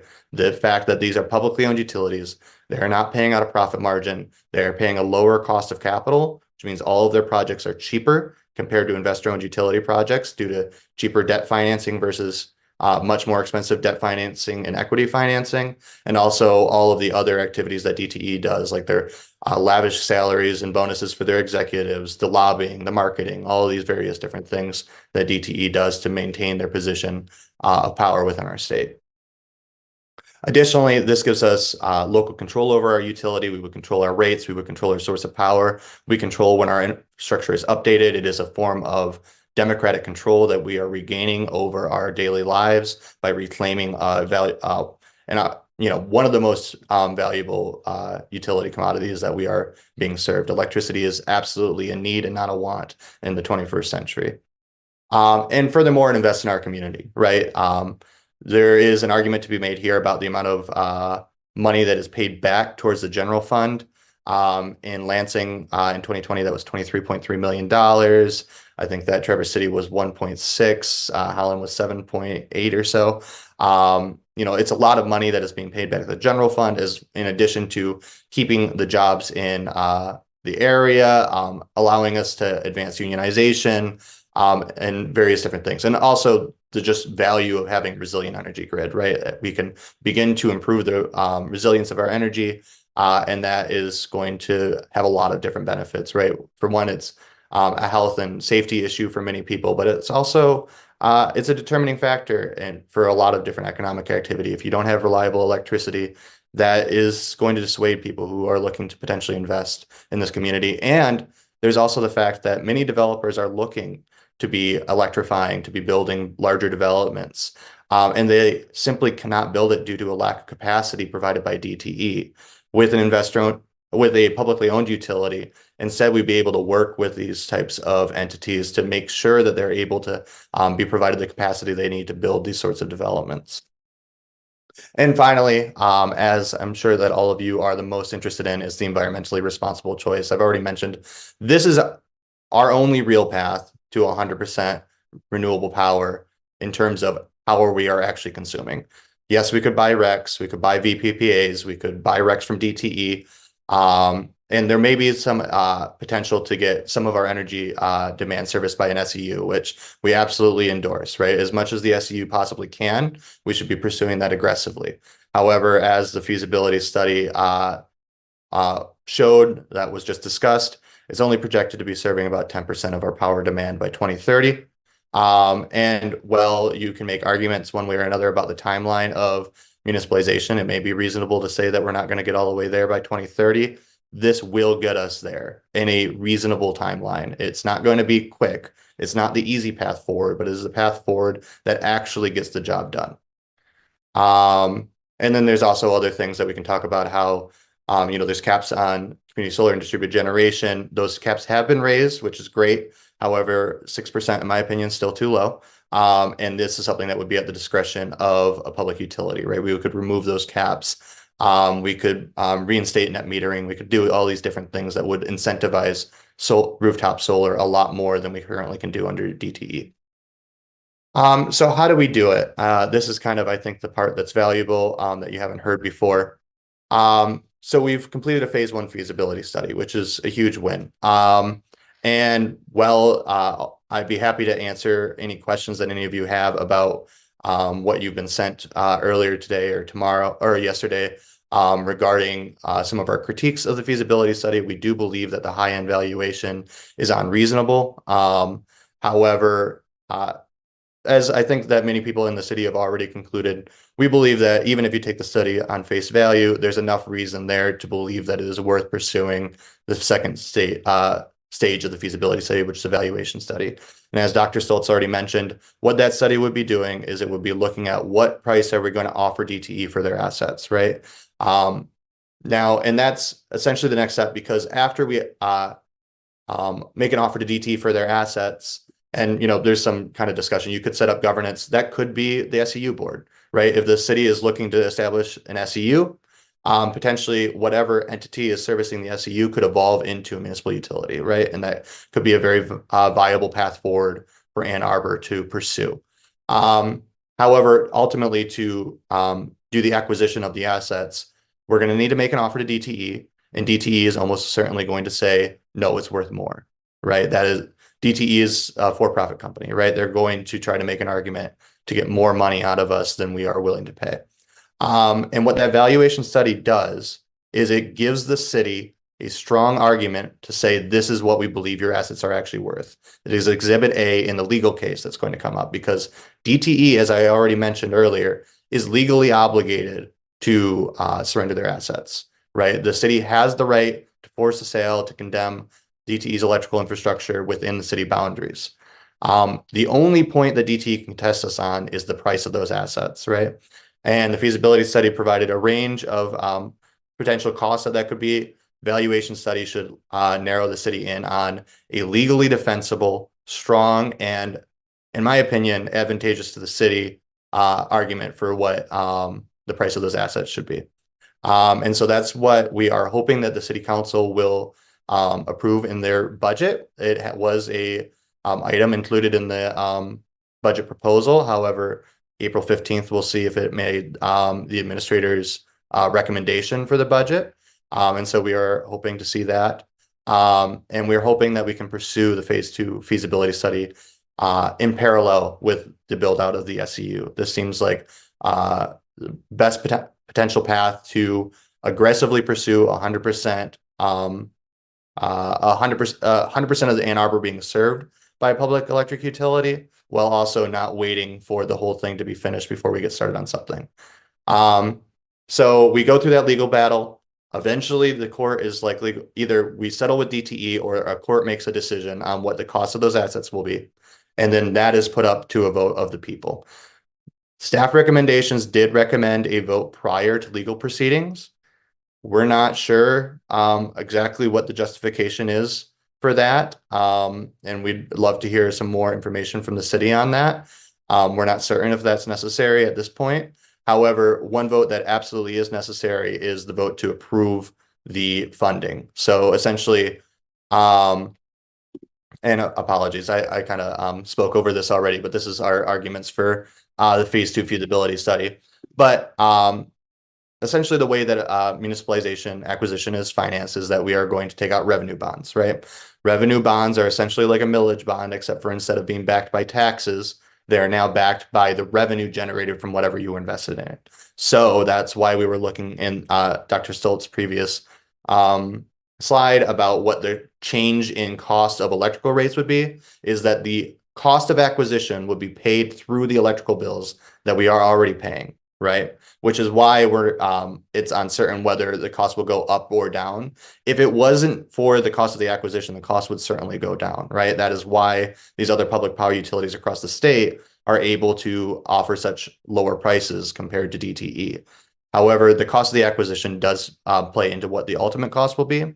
But as Commissioner Mirsky rightly pointed out earlier, the cost of reaching 100% renewable power is going to be borne somewhere, whether that is in tax dollars paid out to RECs or VPPAs, or if that's paid out through our electrical bills. And municipalization actually provides a realistic pathway that would actually lower costs rather than increase costs. And so for that reason, we strongly believe that this is something that is at the very least worth aggressively pursuing, looking into with a phase 2 feasibility study and putting up to the voters to decide if they want to ditch DTE and build our own energy future. So that's our position on it. I thank you for your time. I'm sure that many of you are hoping to get out of here fairly soon, but I would be happy to answer any amount of questions that you have.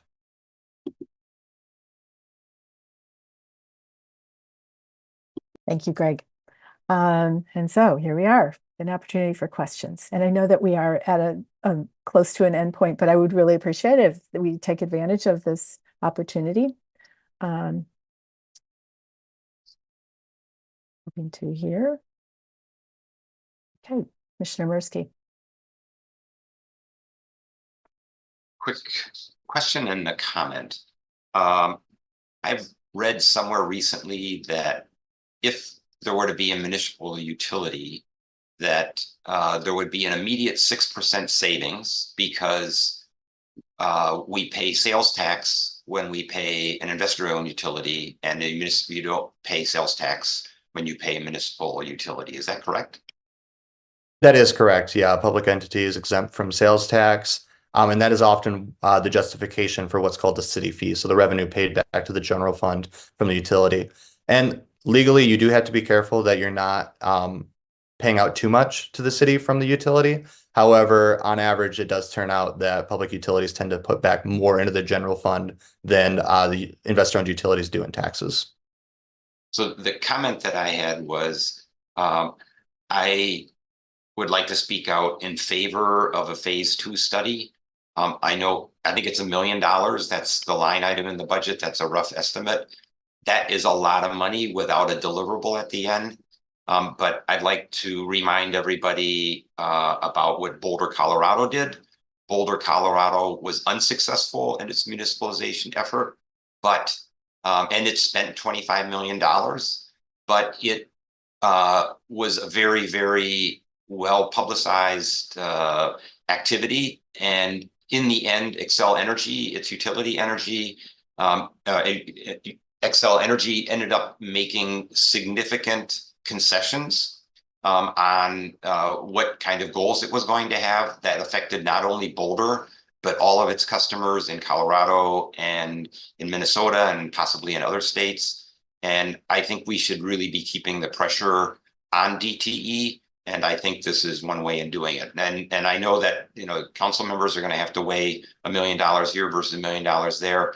But I think this is something that really would push and DTE, as well as make us much better informed about what kind of decisions we should be making in the coming years. So that's all I had to say. Thank you. Thanks, Commissioner Mirsky. Commissioner Gruber. Thank you, Greg. I just have a question about the timeline. Dr. Stultz mentioned that she didn't think it was possible to have this. It's not really one of her options because it didn't meet the 2030 goal. And so on your slide, roadmap to municipalization, you might not have an answer for this, but is it possible to put that roadmap on a timeline? You said you think that it's possible to get this by 2030, but I also question whether it's feasible. So I'd love to visualize the timeline that's possible. Yeah, I will say that I certainly cannot tell you authoritatively how long it's going to take. And I think that it's entirely reasonable to say that it might take longer than 2030. I will say that I don't think it's well justified to say that it can't happen by 2030. There are many examples of cities that have done this quicker. Yes, it is probably more complicated in Michigan because it hasn't happened in 100 years. So 100% acknowledge that, right? The legal case may be more drawn out in Michigan. I'm not seen from any of the legal work that we have done or anything published in the feasibility study an argument as to why our perpetual franchise agreements would make this significantly more lengthy or costly, other than the fact that we would not be able to cancel the franchise agreement, which is a pathway that many communities pursue. However, there are options available to us that don't involve canceling the franchise agreement. And it's also worth remembering that we're not purchasing the franchise agreement, right? We are not on there. We should not be we can't purchase the franchise agreement. DT will still have a franchise for Ann Arbor. Instead, what we are getting is the infrastructure, and we are using the right that we already have by the Home Rule City Act to service that infrastructure, right? So yes, it may take some amount of time. I would say that, you know, a lot of that time is a little bit in the hands of the city in terms of how quickly we pursue some of these next steps. You know, I hope that we will get started on an RFP for a phase 2 feasibility study soon. I know that Dr. Stoltz said in the Energy Commission meeting earlier this month that if City Council funds it, she would be looking to be doing that in May. You know, I hope that that will be aggressively pursued and that we will select a contractor as fast as is responsible, and that we will put some amount of pressure on the contractor to finish in a diligent but reasonable time frame, because that will increase the amount of time that or decrease the amount of time that it takes. The legal case is uncertain. You know, you can look at other examples across the country of how long their legal cases have taken. You know, Jefferson County, Washington took about a year. Winter Park, Florida took 2. And as Commissioner Mirsky pointed out, Boulder, Colorado took 10, right? Now, Boulder, Colorado had other legal complications that came up around with that. I'm very confident that the city of Ann Arbor can avoid those. However, yes, it is a question mark. You can't say that confidently one way or another. And then as far as the amount of time that it takes to interconnect and things like that, it's difficult to say. It certainly probably will be longer if we pursue the feasibility study 1's recommendation of building 10 new substations. I hope that the phase 2 feasibility study will at least investigate the option of acquiring some of those substations. Not saying one option is better or the other. However, it seems like both options should be considered. Thank you, Greg. Other questions?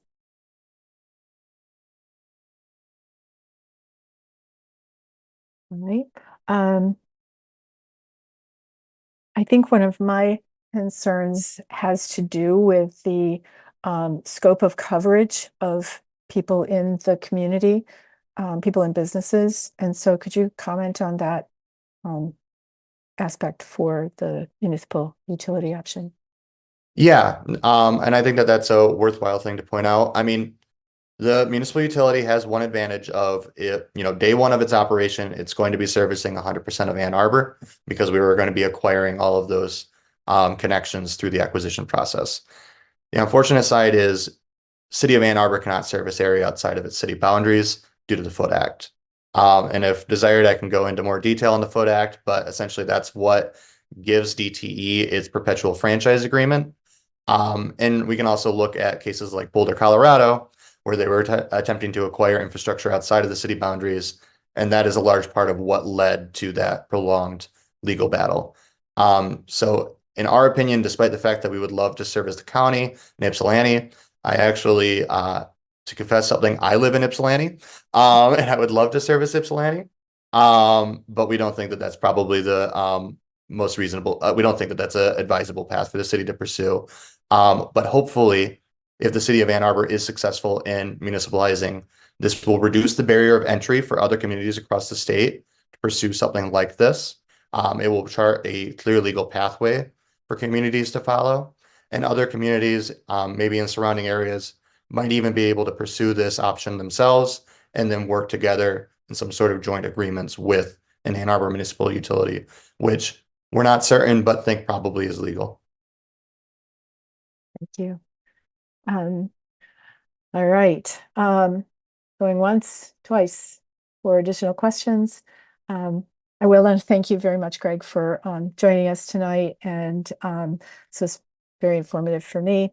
And I hope that we'll continue this discussion among ourselves, and we'll also be able to send questions through Aaron to you and to Dr. Stoltz. I think that would be great. Absolutely. Really appreciate you having me and happy to answer any questions at any time. Thank you. All right, y'all. We are really at the bleeding edge of the end of our meeting and over it. So our next order of business is reports from committees. So I'm going to do something different, which is just to ask if any of the committees have a particular announcement that they would like to make. And I'll take those that are ready to speak. Otherwise, I'll just tip through them. Biodiversity, circular economy. Commissioner Curtis, go ahead. Biodiversity. So for biodiversity, we've drafted up changes for the pollinator websites for the OSI and for NAP, and those are both in review by the different city staffs. And for the pollinator corner, that should be going out in the OSI newsletter and some of the parks newsletters later this month. Great, thank you. Circular economy, water quality. Just quickly, we're continuing with our work with looking at options for construction and demolition ordinance. This month, we spoke with representatives from the city of Chicago about some of the trials and tribulations they've experienced there with their ordinance. Common theme across all the places we've talked to is the problem with tracking, trying to get accurate information to know what's going where and what impact is being made. We hope to speak with one more representative, probably somebody from a recycling industry organization, to give us some broader state and national perspective on it. And then what we're doing is putting together a kind of presentation or PowerPoint to kind of explain what do we find, what do we think the opportunities are, what do we think the challenges are, as a way to start discussing that with a variety of different groups, both city staff and others in time. Great, thank you. Let's see. City Council, would you like to make any comments? Either Councilmember Dish, Councilmember Ackman? Yes. Yep, I wanted to let you know that we have a second reading for an ordinance change related to the open space and parkland preservation plan. It expands the boundaries, includes, this is also known as the green belt, sorry. It also includes an overlay for looking at surface water. So I want to let you know about that. And then we also, in our last meeting, passed a resolution in support of the rides proposal to look for other options on the US 23 corridor project than adding a lane. So trying to stay true to our sustainability plans and the rides long-term plans for utilizing park and rides as a way of minimizing traffic and increasing accessibility. That's it. That's great. Good. Okay, our next group is energy, and we heard from Commissioner Mirsky. I think if you want to, okay, let me just leave it at that. Commissioner Marsan is not here for PAC. Planning Commission.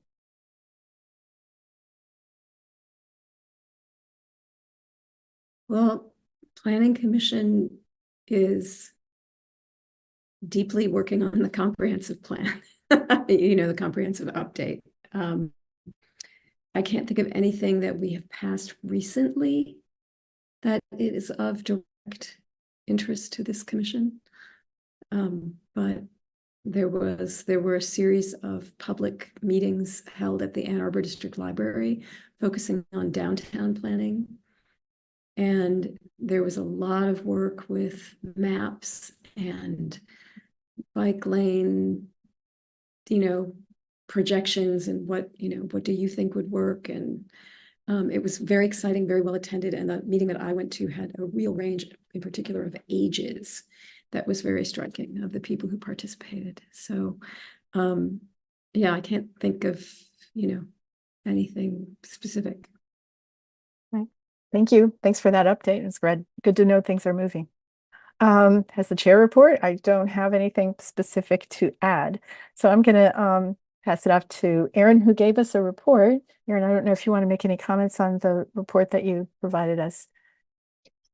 Sure, yeah, I think Councilmember Dish covered one of them, and there's a link on there to all the materials that were presented at those meetings at the library if anyone didn't get a chance to attend. And I think Commissioner Mursky covered my other item about what the Energy Commission's been up to with regards to the resolution. And then the only other thing I had on there was that the Gelman site, the EPA has opened public comment for the NPL list, the National Priorities List under Superfund. So public comment is open on that until May 6th. Great, thank you. And so moving on from there, thank you, Erin. Our next scheduled meeting is April 25th, and guess what? One of the things we're going to talk about is the Gelman plume, and we'll also have some other water discussions. Ideally, if it works out, we'll have a representative from Michigan's Department of Environmental, Great Lakes and Energy to talk about groundwater contamination in Ann Arbor, some of the sites that are being treated. And with that, I want to move on to our second public commentary session. And this is an opportunity for persons to speak for up to 3 minutes. Please call 888-788-0099 and enter meeting ID 962-0336-6453. City staff will select callers that have raised their hand by calling out the last 3 digits of the phone number. In order to electronically raise your hand, please press *9 on your phone. You'll hear an automated announcement that the host is allowing you to speak. Press *6 to unmute your phone. And when speaking, please move to a quiet area and mute television or background sounds so that we may hear you clearly. Please state your name and address at the beginning of your comments. And Erin, is there anyone waiting to speak to us? Yes. Caller 245. Go ahead.